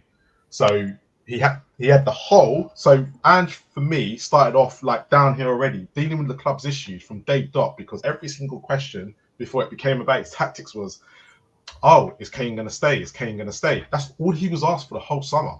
Like, how have you allowed as a club for him, who's just literally been here 2 minutes, to be answering these questions, right? Again, the club have always set most of our managers up to fail, right? If they had done their due diligence, right? This whole Ange not changing his tactics. This is not new. Anyone who's done their research about Ange to begin with, this is what typical Ange does. So why people are now going, oh, but he doesn't change his tactics? He didn't change his tactics anywhere else. So why are we sitting here going, he's to blame for this, that, and the other in game? But the club and then this summer, Solanke was the only player. We know he was the only player that he wanted. The rest, he wanted Neto, Gallagher. I don't know why he thought he was going to get Gallagher off Chelsea. Still don't get that one. Right, it's Chelsea. But he wanted a certain caliber of players to come in, and you can clearly see. But even Conte, Mourinho, right? No matter what Conte said at the end, even they accepted transfer windows. I remember this window that Joe Rodon came in, and Mourinho sat there and said he was satisfied with it. And no one was like, I don't believe you. So why all of a sudden, when it gets to Ange, and he says exactly the same thing, people are like, it's on him. But when it was Mourinho or Conte, everyone's like, they're telling lies, they're not telling the truth, and this, that, and the other. It's exactly the same. No one is ever going to speak out against their employers. He wants to be in the Premier League no matter what, and he's just going to accept things. He's going to accept Werner no matter if we like it or not, because this is what the club are offering him. Now, at the end of the day, for me, is he showing his hand now? Because this is what people said about Conte. Is he showing his hand now with the players that he's playing, going, this is what you've given me, I'm going to give your shit back? And that's exactly what... Do you know what, Marlon? I had a follow-on question to that. I spoke to somebody who's strongly still behind Ange today on the phone. And his view was that he wants to keep Ange. He said, and I said, what about him not adapting though? You know, this constant issue I have, many other people have. He said, he goes, he's trying to make a point to Levy. And this is just what you said, Marlon, isn't it? So he's trying to make a point to Levy that he's not going to change his style of play. He's going to keep playing this way, and he's basically crying out for more players. The reason why I'm saying something like that as well, because I can't believe that a guy who's got to this level can be that stupid to go, you know what? Here you go. Throw him out there. Like yesterday, I do not understand why he allowed Gray and Spence to be exposed in the way that they were, because for me, losing 1 or 2-0 is not damaging mentally, but conceding 6 is. And for me, I just think if he's not sitting in his hand right now, then I'm looking at going, Ange, you need to go, because you're literally going to kill these players. And no matter if I think they're good enough or not, you can't kill Archie Gray at 18. You can't kill Bergvall at 18. You know, they need leaders around them to show them what for the next few years. And if they are the future of Tottenham, right, they are going to need to be able to be in teams where you are not killing them mentally. And right now, to go lose 6, concede 6 against Liverpool, forget the 3 for a second, to concede 6 against Liverpool, 3 against Man United, you can't be that stupid. I really honestly believe he's not that stupid. And I'm really hoping that he is. For me right now, we're only seeing the results, especially in December, we're only seeing these results and how much we're conceding because he's going, I need to show the ball, because I remember there was a point when Conte had the same, where people were saying Conte's showing his hand to the board. Maybe that's what Ange is doing, and I hope that's what he's doing, because if he's not doing that, then he obviously needs to go. No, thanks, That only Marlon. ends one way, though, doesn't it? It That always only ends ends one way. Yeah. Yeah, is that it, Nige? On that bit, just as simple as that. Yeah. See for you. Yeah, if he's calling out the board, it only ends one way, and he won't last a lot longer. I think he'll probably see out the season, but like I said before, we lose to Forest on Boxing Day. That's 11 points off top four. How long does the board figure? I don't know. It's just not fun to watch for me at the moment. It summed it up perfectly yesterday. I watched it on the TV when the commentator said before the game, "Welcome to the fun factory." Yeah.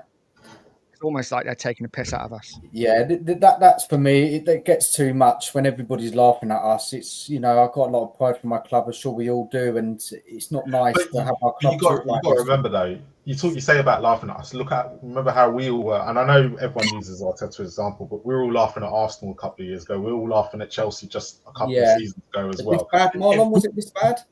Yeah. It wasn't this bad. I will openly admit that, but it's always the case of they will get lucky. The board will get lucky again. They always do. They got lucky with Redknapp. They got lucky with Poch. They got lucky with Yol. So there's always going to be a point where they're going to get lucky again. It's just whether we can tolerate. Because if you look at all between that time, between when we got all those managers, how crap was it? So it's Marlon, they're running out of options. Nagelsmann said no. Yeah. Nagelsmann said no. Slot said no. Come on, these are the top managers that are saying no. Yeah, Nagelsmann's the man for the board. Nagelsmann is the one they have been chasing for years, and that's the guy that they just kind of every time that everything seems to be going wrong, Nagelsmann's just not in the right place, and they've wanted him for years. But look, if I don't really see where they go for Ange, I can't see where they go, and that's my big thing right now. And you lot can name me every manager underneath the sun, but I just don't think they go out and get them.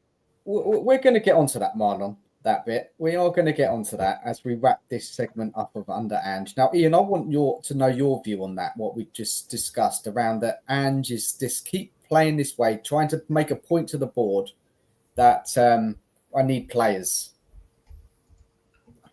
I don't think he is, to be honest.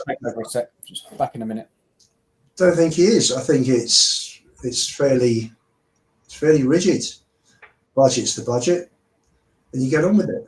And that's it. And don't think he's making a point at all. I think he's just getting on with what he's got. That's it. And playing the way he wants to play. Don't see it differently. No. And at the end of the day, who else is he going to play at centre back at the moment? He can't bring Phillips back, and he could play Dorrington. He obviously doesn't think Dorrington is up to it. Otherwise, he'd have played him. So, but do you think Spurs? Do you think like the board are going to give Spurs money in January to spend, or will it be literally bringing Phillips back? I think they'll bring Phillips back. I'm not sure how many other players they can bring back. They've got the Korean boy coming in. I don't think there's too much is going to happen. No, I agree. I really don't. I don't see Marlon. I don't see it. I was going to ask the question of like if Ange went into somewhere like City, Brighton, or someone who plays similar kind of football in that attacking way, does he get different results, or would it be the same? No, it'd be the same. It'd be exactly the same. So, yeah, it's a tough one. I don't know. Would he get the same? I mean, so. Probably. Brighton are quite open as well, aren't they? Yeah, the coaches and the players are cuter in this league than they are in the other leagues that he's managed in. So for me, it's pretty simple. He's just getting on with it. It's pretty rigid at the top. And this club is run, completely differently to any other football club. And maybe he didn't think it would be this way. I don't know. I don't know, but whatever manager comes in, that's why you keep him, you get rid of him. Does it make any difference? Don't know. We'll win a few games. You know, he's beaten City twice, United twice, Villa. You know, so Spurs can get the results there against better teams, and screw up possibly in any game. Who knows? Ian, so why do you think Ange's tactics is getting outdone by so many managers this season across all competitions? Because they're simple. Because they're one-dimensional. Once you work out how to play against that, then you counter it and away you go.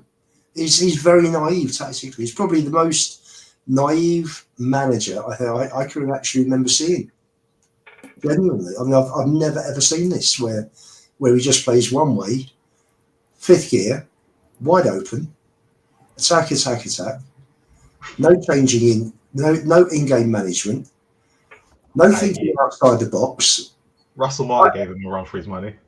No, like for like substitutions. It's naive. It really is. It's basic. It's simple. He doesn't know how to change it. He's never had to change it. Don't think he's ever been taught how to change it. I don't think he's that savvy, to be honest. So this is what we've got. I mean, he's the manager. It's his way. I'm sure the coaches follow his instructions. So we got what we got. So will they buy anybody? Who knows? If we lose the next two games and we're 14th, 15th, maybe they'll panic. Who knows? Maybe they'll go and buy someone. Will it be the right person that actually suits the team? Top players don't normally become available in January unless you're looking at someone who you're going to get on a free transfer. So, Yeah. Fair enough. Ian. Marlon, your thoughts on that question? I forgot what the question You agree was.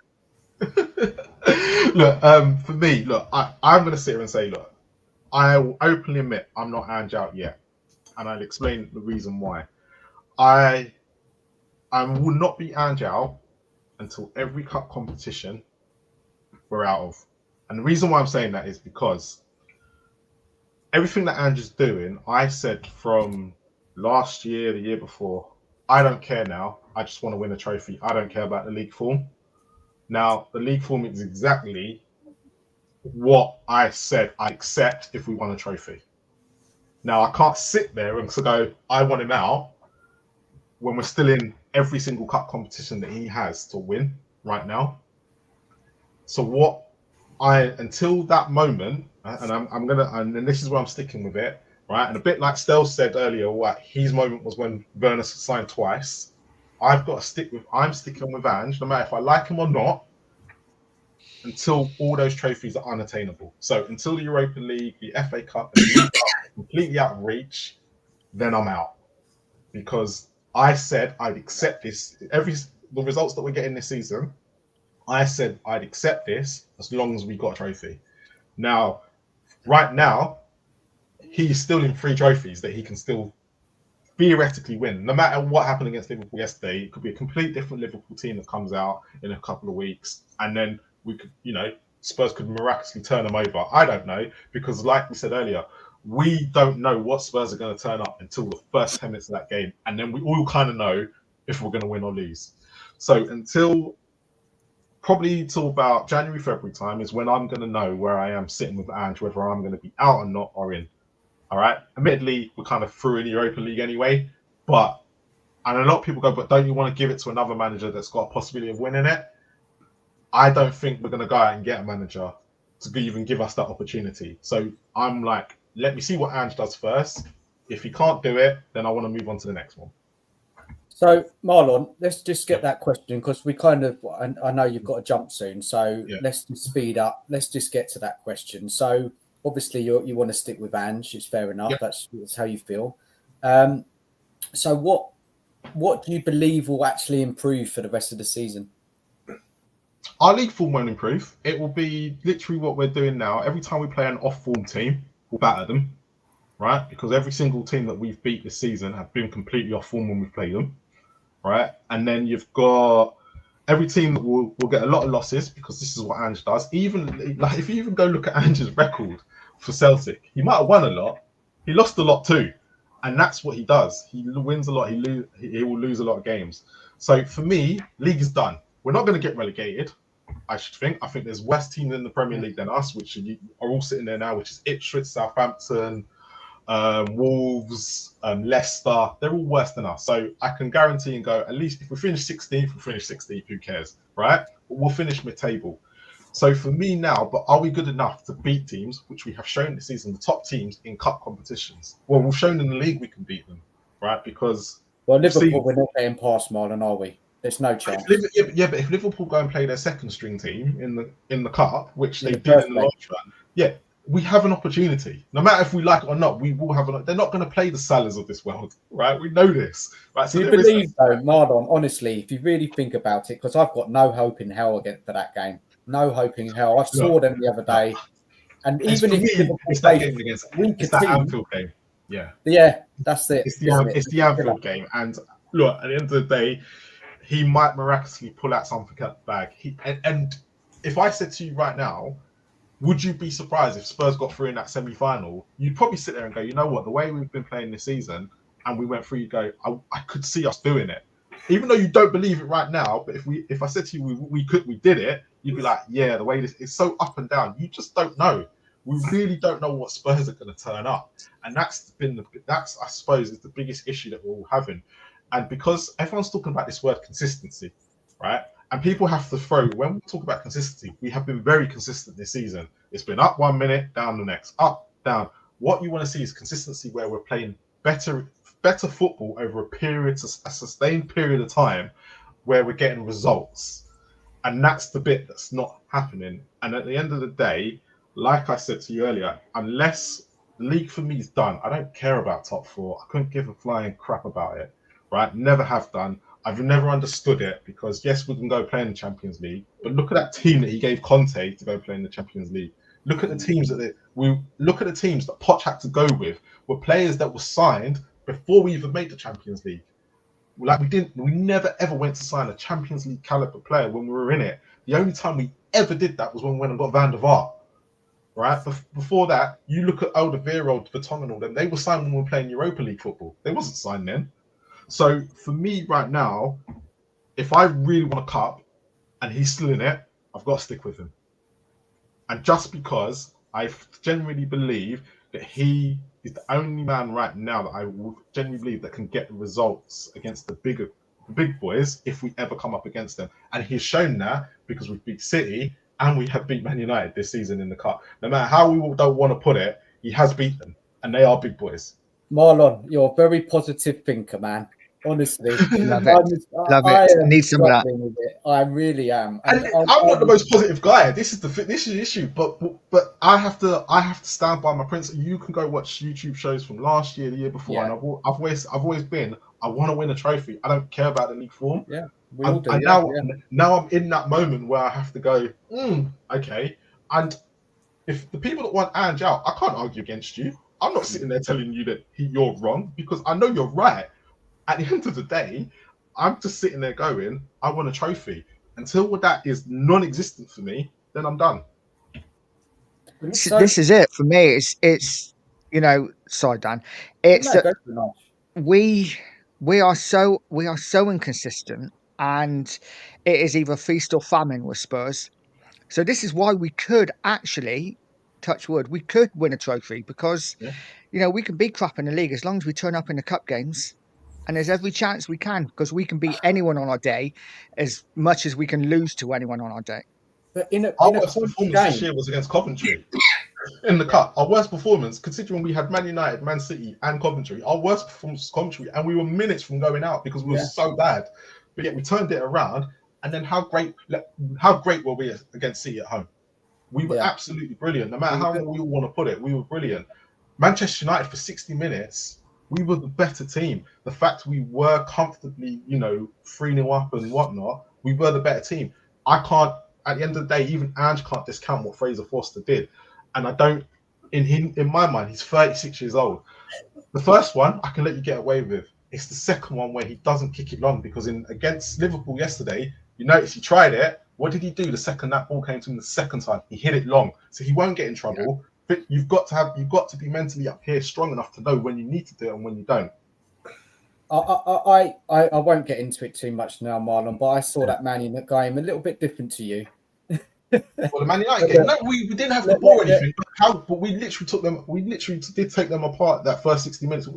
You could not sit there and say that you thought Man United were going to score. In the first half. Man United were going to score. I didn't think Man United. I didn't think Man United played that well, considering I thought they were considering the Man United that played against Manchester City. I did not think Man United were that great against us. They literally had the ball and did nothing with it. It was like watching us. Some of it. It was like watching us in the first half. Yeah. I did not feel threatened at one point. They made changes. Obviously, they made changes in that game, and I felt that they were taking the game to us. Then, and I think their issue was their lack of cutting edge, wasn't it? In the final. But that's exactly what people say about Spurs. But we didn't dominate. We didn't dominate the first half.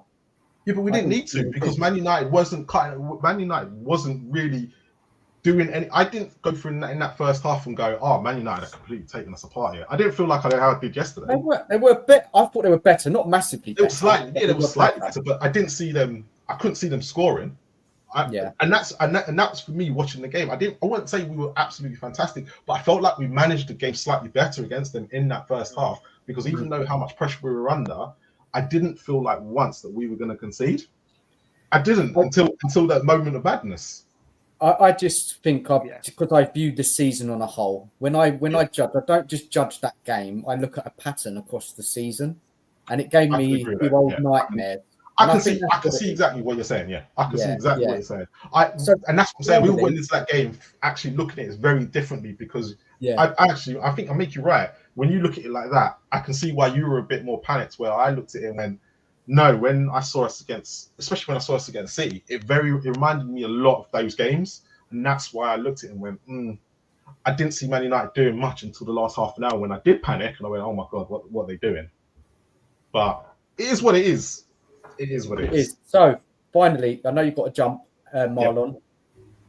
Yep. I don't have confidence that if we do get into like a crunch game like this semi-final, maybe a game in the Europa League, if we manage to qualify and get through, we play against a decent, well-managed team.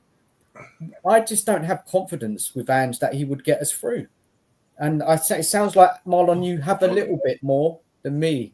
And I'll ask Nige and Ian in a minute. Yeah, the reason why I have the reason why I'm saying I do have slightly, because I do look at the Galatasaray game, even though we were crap and he shouldn't have gone with that team, and we should have been absolutely smashed. The fact we only came out of it losing 3-2, I'm going, actually, if we had our proper first team playing against Galatasaray, who were probably, one of the few teams left in the competition that are probably half decent, I personally think if you look at our first team, they can get us out of the situation and probably get us a result. I'm not saying all the time, because it depends if they want to turn up or not.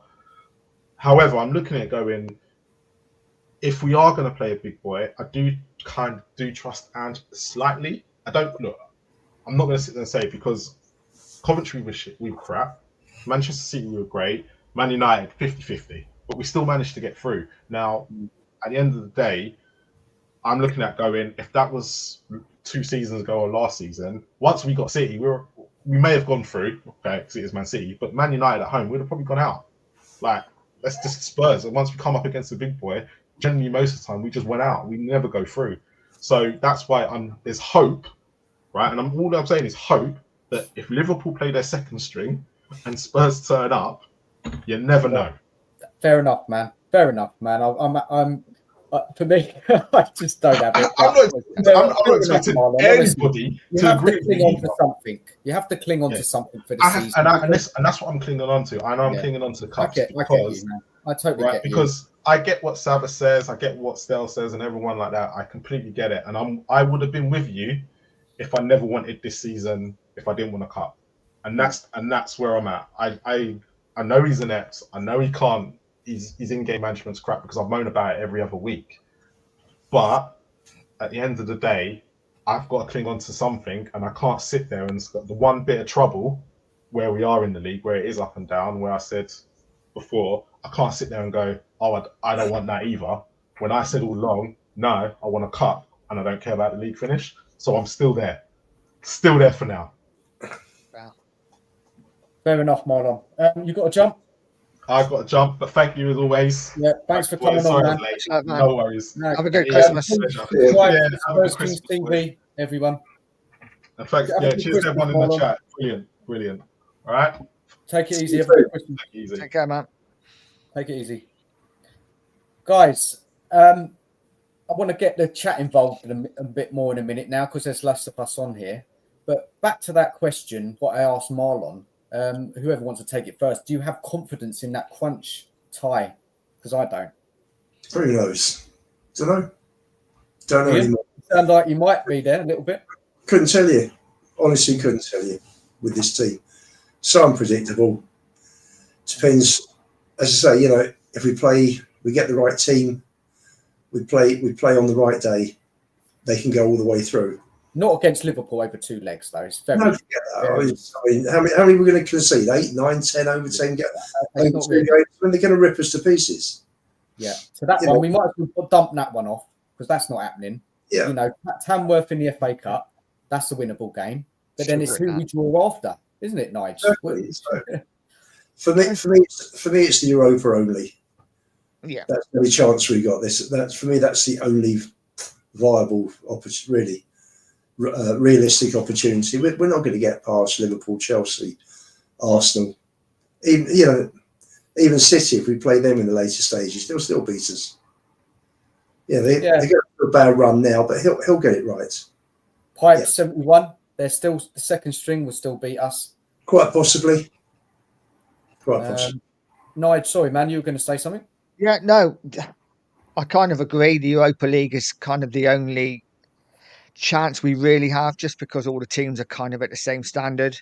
But I do, I'm clinging on to hope that, on our day at home, if we've got a lot of our injuries back, if Liverpool play a weakened team, if we can get a couple of goal leads, we might be able to hang on to it. But it's unlikely. FA Cup, you just never know. Let's see who we get in the later rounds if we get past Tamworth. Yeah. Look, Darren, big up Darren. We are an embarrassment. A team like Tottenham to finish 15th or 16th is all right if we win a trophy. It's not right. We should be fighting for top 4 and winning a trophy. Look, there was that I heard the other day, I think it was on Tottenham Away, I can't remember. I've listened to so many shows the past couple of days that even if we kind of won a trophy and we finished 15th, it's not a good season still. Yes, we need silverware, of course. But there is problems. Look at Man United in the last couple of seasons. They won trophies, but the fans weren't happy. Different mentality, Dan. Different mentality. Yeah, it's true. It is different mentality. Pipes, big up Pipe 71. We cannot win anything playing this way. I have to agree with you. Joe Blocks, big up Joe. Forrester is a liability. Well, he's fair enough on Forrester. I thought he's been okay other than that game the other day. How did you think he got on against Liverpool, guys? Ian, did okay, apart from the one mistake with Salah where he played the ball too. Yeah. Did okay. It's been all right. I thought he could have got to the third goal, to be honest. I thought he was a bit slow coming out. But apart from that, I think he kept us in it. Made a couple of really good saves. You did. Could have been a lot worse if it wasn't for him. Pipes 71. Fernandes had the freedom of White Hart Lane in the first half due to Porridge being absent without leave. Porridge, yeah. Hanging there for the cups is fair enough. And fans need to stop falling for the excuses of this clown. When we have a fully fit squad to choose from, the results were no better. This manager is a fraud. Pipes very strong with his thinking on Ange. Look, let's wrap this segment up. Because I know both of you guys would prefer to let the manager go. Now, what does that look like to you then? If we did get another manager, and you can give a name if you want, it's fine. Who knows? But, you might have a couple of managers out there that you fancy coming in. So if that was the case, one of those two came in, what would be your expectation for the rest of the season then? No. Maybe it's no different. Maybe the Europa League. So who would you have in, Ian, if you could choose? Doesn't matter. Just play the game. Just play the game. Just get the conversation going. Doesn't. I know you don't believe that, but who would you have? If it could happen, though, Ian, you know, we could go on a losing streak and he gets sacked. I think he'll stick with Mason and Matty Wells. You're not going to get anyone half decent midway through a season. Potter won't come. Why will Potter come? He had enough grief at Chelsea at that madhouse at the time. Why would he come to Spurs? Okay. He's turned us down once already when we ended up with Nuno. So why would he say yes a second time? Yeah, I'll get you. Nige, Mason and Wells will take over. I don't like the sound of that, but you know, it's probably better than Ange. So Probably would be. Mason probably would be better than Ange, and that's how bad it is.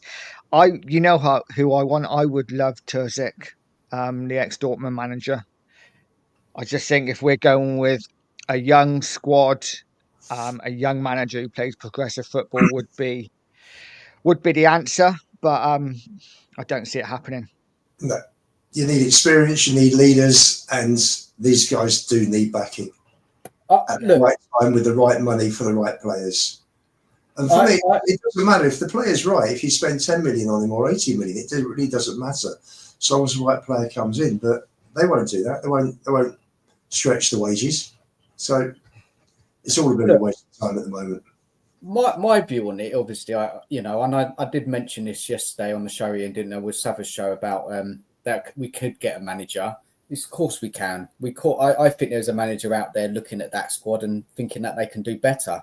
Look, who knows? We'll see what happens. But I think it's a very crucial point in the season. And if the club was serious and they wanted to challenge, we know where they're not serious. But in an ideal world, it'd let Ange go. We're probably going to lose to Nottingham Forest. We'll struggle against Wolves. So we're going to keep losing. Let Ange go, get a manager in, and then I can get behind something, because I can't get behind what I'm seeing week in, week out. And I'm just not interested, Ian. I'm just really emotionless about it now. I'm kind of laughing. It's just got that bad. Like, I did have a bit of hope at the beginning of the season. But as the season's gone on, we're just so inconsistent and this entertaining odd wins, good wins, fair enough. It's just not enough for me, and I expect better. Well, I haven't got any more thing. Can't add anything else. It's the whole thing for me is pretty hopeless at the moment at the club. Do you feeling it's knocking the wind out of you, Ian? Is you feeling like the whole thing's knocking the wind out of you? What's going on at Spurs? Is it kind of making you, because you still go to the games? Yeah, I still go, and it's the whole thing is, to me, is it's not a football club anymore. That's the problem. You got those squids standing along the pitch yesterday. I mean, you go to Anfield, they don't talk about squids. Yeah, they don't talk about racetracks. There's a difference. Yeah, and they seem to, and that's a really poor part of the country, Liverpool, and they fill their ground with 60,000 pretty much every game. They don't rinse the fans like Spurs do. It's a proper football club. We don't support a proper football club anymore. So while these owners are here, the likelihood is that if they outlive me, I probably won't see another trophy in my lifetime. So is there anything this season, Ian, at all that you're still watching the games, and do you know what I mean when there's hope? Because I've just lost all hope. Really have. It's really gone. Is there anything clinging on to, like Marlon is a bit? Yeah, Poch nearly pulled off a miracle, so you hope that Ange could do something like that. Okay. And that's the one hope. Because if you haven't got any hope, then it's pointless. Yeah. To be fair. Right, let's get to some comments in the chat. Matrix Moves, big up Matrix Moves. I think with our full team back, we can give Liverpool a run for their money. Fair enough. Mark, big up Mark. How are you, man? Hope you're good. Even though my mum's better than Ange. And Matrix moves again. They could go heavily for Irioli in the summer. He seems like a coach similar to Poch. He improved Semenyo, Solanke, and Kluivert's. Yeah, maybe it will be in the summer that the change will be made. I don't know, man. Just a bit fed up at the moment. Pipe 71 facts. You have fans singing for the manager when we're 5-1 down. Was that what happened, Ian? Were they singing for the manager? I didn't go yesterday. I watched it on telly. But on the TV. Did you hear it? I understand they did. I don't understand them singing. Listen, I suppose when you're in the grounds and you're supporting your team, you got to get behind the team and whatever and do whatever it takes. Singing for the manager when he's doing that bad? Well, I don't know. I think what you got to remember is that a lot of these fans that go to the games aren't on YouTube, aren't on social media as much. They go to enjoy the game. They don't care what people are saying on social media. It's a day out. Yeah. Do you think that's most of them, though? Do you think that's most of them? No, I think a lot of the fans have had the crap knocked out of them over 24 years, to be honest. Yeah. Because why are our fans apathetic, whereas the other big clubs wouldn't put up with it? So the club is in the mud, the chairman is mud, the manager is mud, and the fan base are in mud. It's truly hopeless. Pretty much. You hear you, man. It's bad times. Miss Bunny, big evening. Good evening, Miss Bunny. No matter who the manager is, Levy's never going to buy the sort of players the fans want. So I'm just going to enjoy the ride, no matter what happens with Ange. And I think that's what most fans feel like, isn't it? Yeah. Get on board, yeah. Let's be honest. Not for me. I can't get on board with it. I'm just sick of it. I just looking forward to when Ange leaves. Dan, I think that's just a pragmatic view. I would change that and say Levy's never going to buy the sort of players that the team needs, rather than the fans.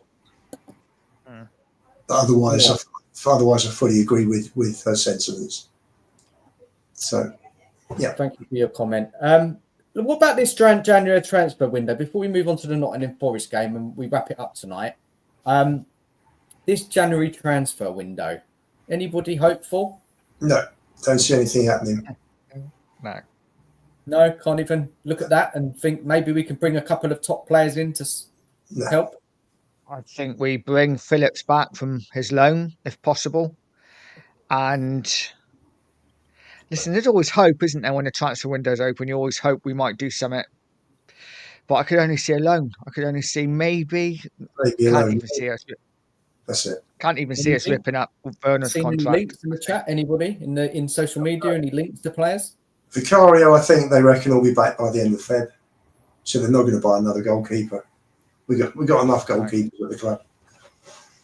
Well, this is a good one here, isn't it, Miss Bunny? I've seen a few people saying we're linked to Ben Godfrey. Shocking. About our standard, isn't it? Yeah. Well, that's all it is it, in the news? I haven't seen anything solid at all. A few names, but just rumours, nothing. It's very quiet, because of what do they call it? PSR, PFP, whatever you want to call it. Forest, Everton getting deducted points, City and Chelsea facing points deductions. Clubs are very careful what they're doing. Newcastle and Villa got out of trouble at the last minute, so clubs are not going. They're not piling in. They're not spending big money now. The transfer window has cooled right down. So I don't see it happening. What about this question, guys? Matrix moves. 1 or 2 signings you guys would like in January?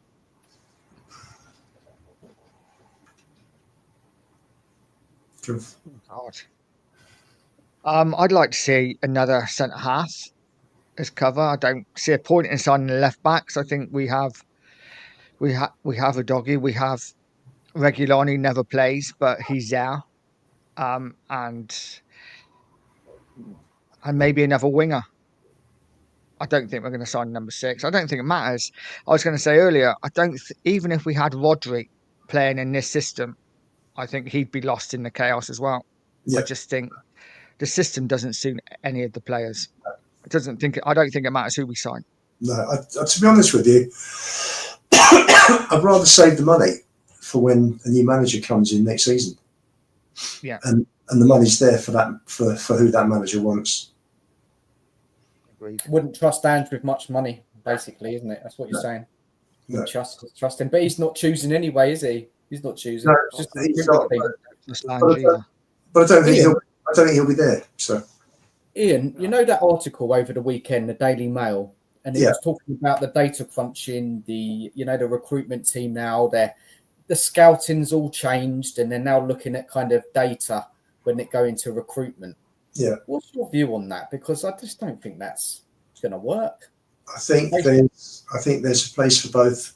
You've got to mix the two. Yeah. Because data will give you individual performances, but you've got to find out about the person.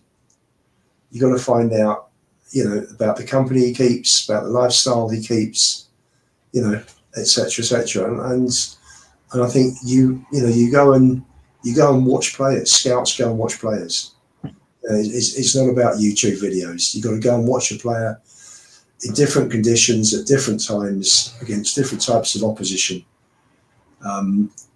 Sometimes, when your team is missing players, when they're at full strength, just see when that player stands up, when he steps up, should I say.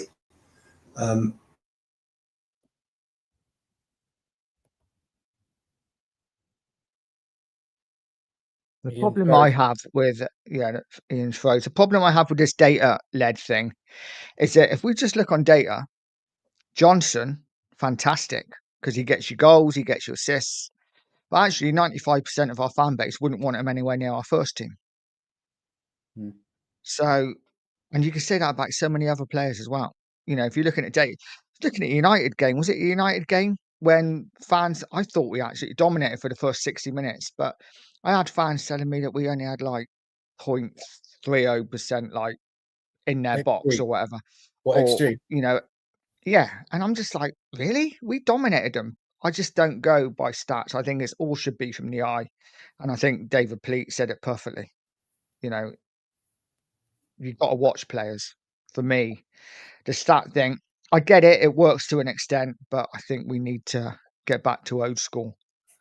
Actually watching players and getting the proper players in. You need a good scout. And then I think the article, they were saying they're going down the Brentford and the Brighton route of that kind of data. Yeah, but we're not Brentford or Brighton. We're Tottenham Hotspur. Yeah, I get you, Nige. Tottenham, we should be buying the best players. When we were at White Hart Lane, we bought some of the best players in Europe. We bought the Van der Vaarts and Modric. Okay, Modric wasn't the player he become. But why? Why do we have to go down this data? Just buy the players that are, good. I get it. Go down the Brentford, the Brighton way, but we're not Brentford or Brighton. We're Tottenham. Yeah, look, this summer transfer window, quickly before we move on to the Nottingham Forest match, is that fine bringing in the young players, of course. Yeah, it's all well and good. That's good, but you need to have that balance. So we lost the likes of Holberg in the summer. Whatever you thought of him as a player, he had experience and he helped us. We just didn't get that balance right with the recruitment. And we have heard Ange say that they are looking at that now. You must have read it the other day. He's saying that, now we actually need experience in. But we could have all told him that in the summer. We could have told that everybody knew that. It was staring us in the face. Now we're starting to realise that, this squad I have is not enough. Thoughts, guys? I'd keep you down to start with. Not much is going to happen. I'd give the kids a go in the last, during the rest of the season. The players are going to come back. The injured boys are going to get back. Give the Mikey Moores a go where you can. Odebear will be back. He'll get a chance, I'm sure. I think for me, next season is more important. All right, let's go over the comments. Apparently, Mirror is linking us to James Trafford, Burnley goalie. Everton fans can't wait to get rid of a big up fan. Get rid of that keeper. Godfrey. No, Godfrey. Yeah, sorry. Yeah. Phillips and Donnelly back from loan. Lancashire will go out on loan. Well, it's just confusing messages, isn't it? Youth project or not? Who knows what this is right now? We just don't have an identity. This is the problem. Pipes, this system would destroy any team he managed in Elite League. If he managed Liverpool, they'll probably be 6th or 7th. What's that? Do you reckon of that, guys? This system would destroy any team he managed in the Elite League. Possibly, because Yeah. we score goals, you know, and you think, oh well, Liverpool got a better attack than us, they score more, but we're scoring goals for fun. Scoring's not an issue. It's The system defensively, midfield, yeah. Yeah, I think Ian said earlier it's not the midfield, it's not the defense, it's the midfield that's the problem. I agree. I think it's the midfield that's the problem. Yeah, it is. So many problems. Miss Bunny says Brighton is more of a selling club, so see why they are very data driven when it comes to transfers. Yeah, I agree with that. Okay, let's move on. Sorry? That's what Levy wants to be, a selling club. Make money. Bring players in cheap, sell them high. Yeah, it's depressing. Okay, guys, let's look at this Nottingham Forest game. It's coming up, Boxing Day, right? 3 o'clock. I don't think it's televised, is it? No, I think they're on Amazon. They're all probably on Amazon, yeah. It's on Amazon. Oh, they are? The games are, yeah. Oh gosh, the family are not going to be happy. Boxing Day football. I used to love the Boxing Day football, guys. What about you two? Love the game on the Boxing Day? Yeah. Always. Still watch it now. Yeah. You going, Ian? Yeah, I'm going. Yes? I'll be there. Up for punishment. Looking forward to it. No. That's how I feel today. I'll probably feel differently on Thursday. Yeah, you wake up Thursday morning, it's match day, you're looking forward to it, you go again. But today I just feel it's, It's hard. We all feel like this. It's really hard being a Spurs fan.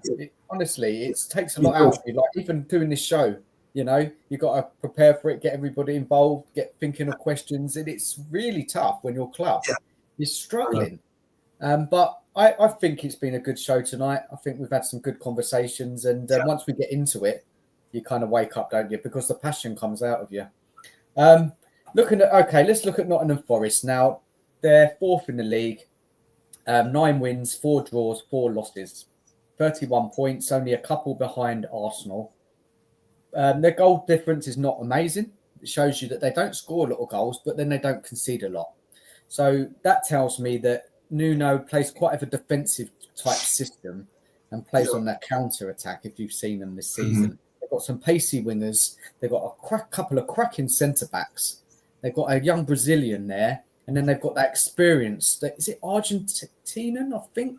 Where he's from? Milanenko, is it? Yeah, no, not Argentina. Yeah.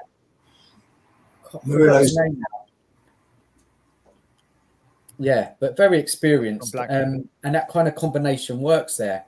So let's talk about Nottingham Forest. They are doing really well, aren't they? What are people's thoughts on them?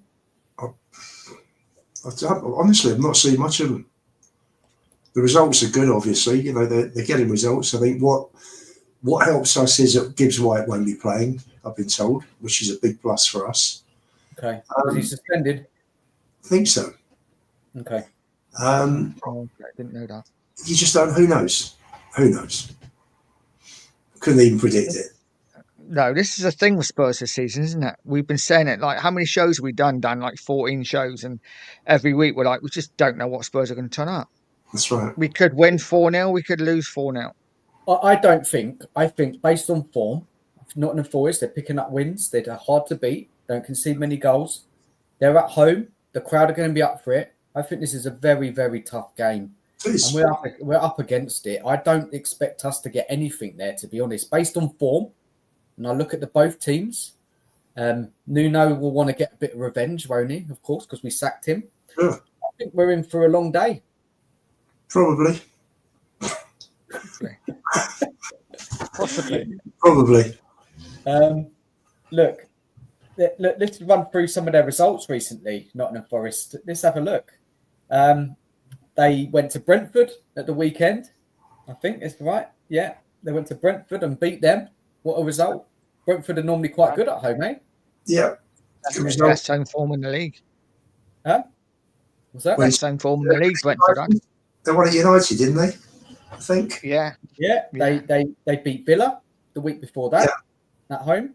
They went to Man United and won. Okay, they lost to City. It happens, of course. They're picking up the results. They got beaten badly at Arsenal. Picking up results. Nottingham Forest beat them at their ground.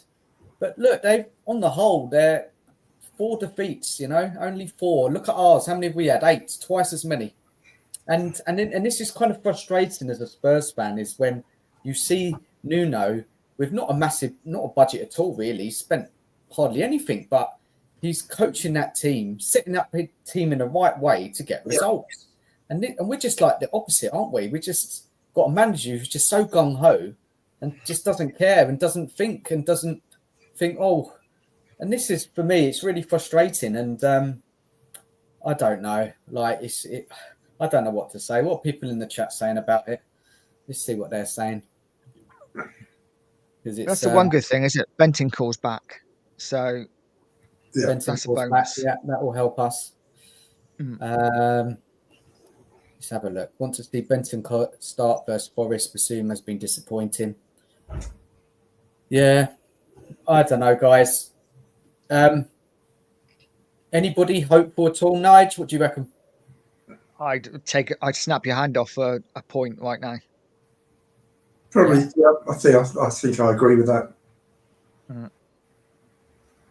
A point, maybe. That's probably the best we can get. I think until we get the centre backs back, I don't see too much change in the next few games. Would you bring a doggy back in the team? Probably would, and I'll put Spence in instead of Porro. Yeah, I would as well. I agree. That's a good shout. Porro's been awful. He has been poor, but he's played more minutes than any other player this season, so it's no surprise, is it?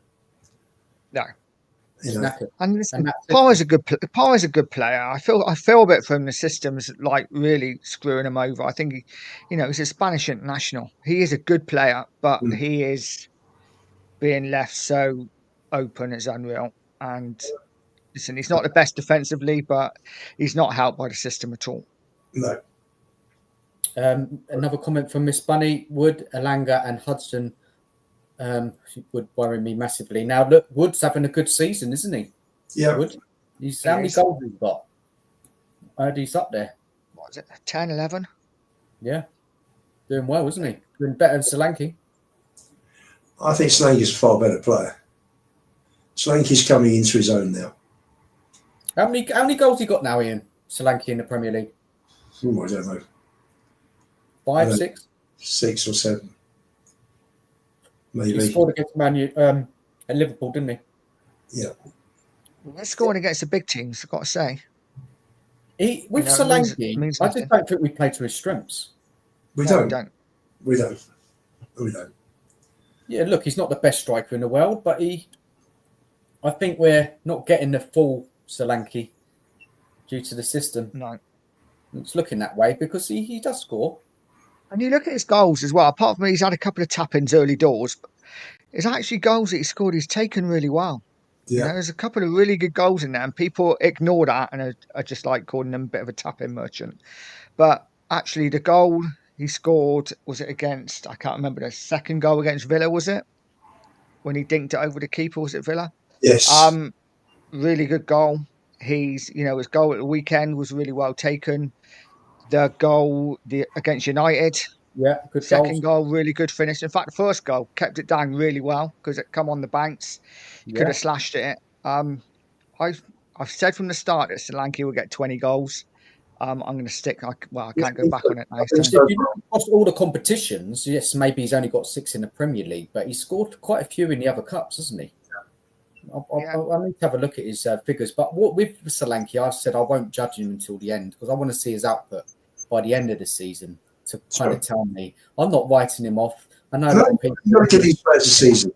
You got to give them a season. You got to give them a season. You do. Yeah, we're all too quick to judge players. He's taken Harry Kane's place. There's not many players that can do that.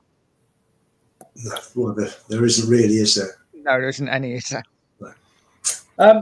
Okay, let's prediction. So, Nige, I've heard you draw. Ian, prediction? Yeah. 2-1 Forest. 2-1 Forest. I just think it's going to be something like that. I don't think they're going to run away with it. It's going to be they're just going to sit in tight, defend well, catch us on the break all day long. It's just, I could just see Forest winning this, maybe 3-1, possibly. I don't know, guys. I don't know. But look, anybody want to say anything else about that game before we wrap up the show tonight? Because I've got some wrapping to do. I think set pieces could be an issue. Set pieces? Corners worry me a little bit. Is that where they scored a lot of goals this season, Nottingham Forest? I think so. And just Wood's good in the air. They've got two big centre halves. And if we've only got really Dragishin's the only real centre half who attacks the ball. Set pieces would concern me. Okay. Ian, any more to say about Nottingham Forest? No. I hope you have a good day on Boxing Day. No, let's wait and see. Last comment of the night. 3-1 Tottenham. I think Forest are there for the taking if we get a goal early. Okay, interesting view on it. Well, I hope so, man. Hope we get a Boxing Day treat. I think we'll all be surprised, wouldn't we, really, if we do get a win. But I'm not, after this show, I'm not thinking about Spurs now until Boxing Day. I need to shut down and switch off from them. We do okay Boxing Day. Yeah? Over the last couple of years, we've done okay Boxing Day, so I'm going to stick with that. What was it last year? Who did we play last year, Boxing Day? I don't know. You're asking me a question. I'm just thinking of Wembley and like beating Southampton 5-1 and teams like that. But yeah, we've usually done okay. Yeah, I can remember watching Spurs and we've done all right. But I think we might have lost last year actually. But we didn't play. We played at Brighton on the 28th. We got stuffed 4-2. Yeah, that's right. Yeah. Okay, guys, let's wrap it up now. Thanks for everybody who's watched the show. Thanks for please go and subscribe to Nige, Pure Coys. Go and check Ian out on X, and please subscribe to the other guys who jumped on today. Thanks to Stel, Marlon, and Deji. Been a cracking show. It's been a tough one, but we've all spoke our mind, trying to get our heads around this club, an ever-ending cycle of I don't know, frustration, chaos. There's so much going on. But everybody, I hope you enjoy your Christmas and with your family and enjoy yourselves. Try not to think too much about Spurs. And good night, everyone. And we'll be back. When are we back next night? Is it Monday again? Because of New Year's Eve? Monday. It's New Year's Eve. We might have to have a little bit of a party. A few games going on, I think. So when is... Yeah, it's the 30th. So that's a Monday night, right? Oh, it's the 30th, is it? Well, 31st is Tuesday, isn't it? So yeah, 31st is New Year's Eve. I can't do that night. But Monday, we'll probably go live Monday night. So yeah, we'll get onto that. But guys, enjoy your Christmas, everyone, and thanks for watching. And as always, come on, you Spurs.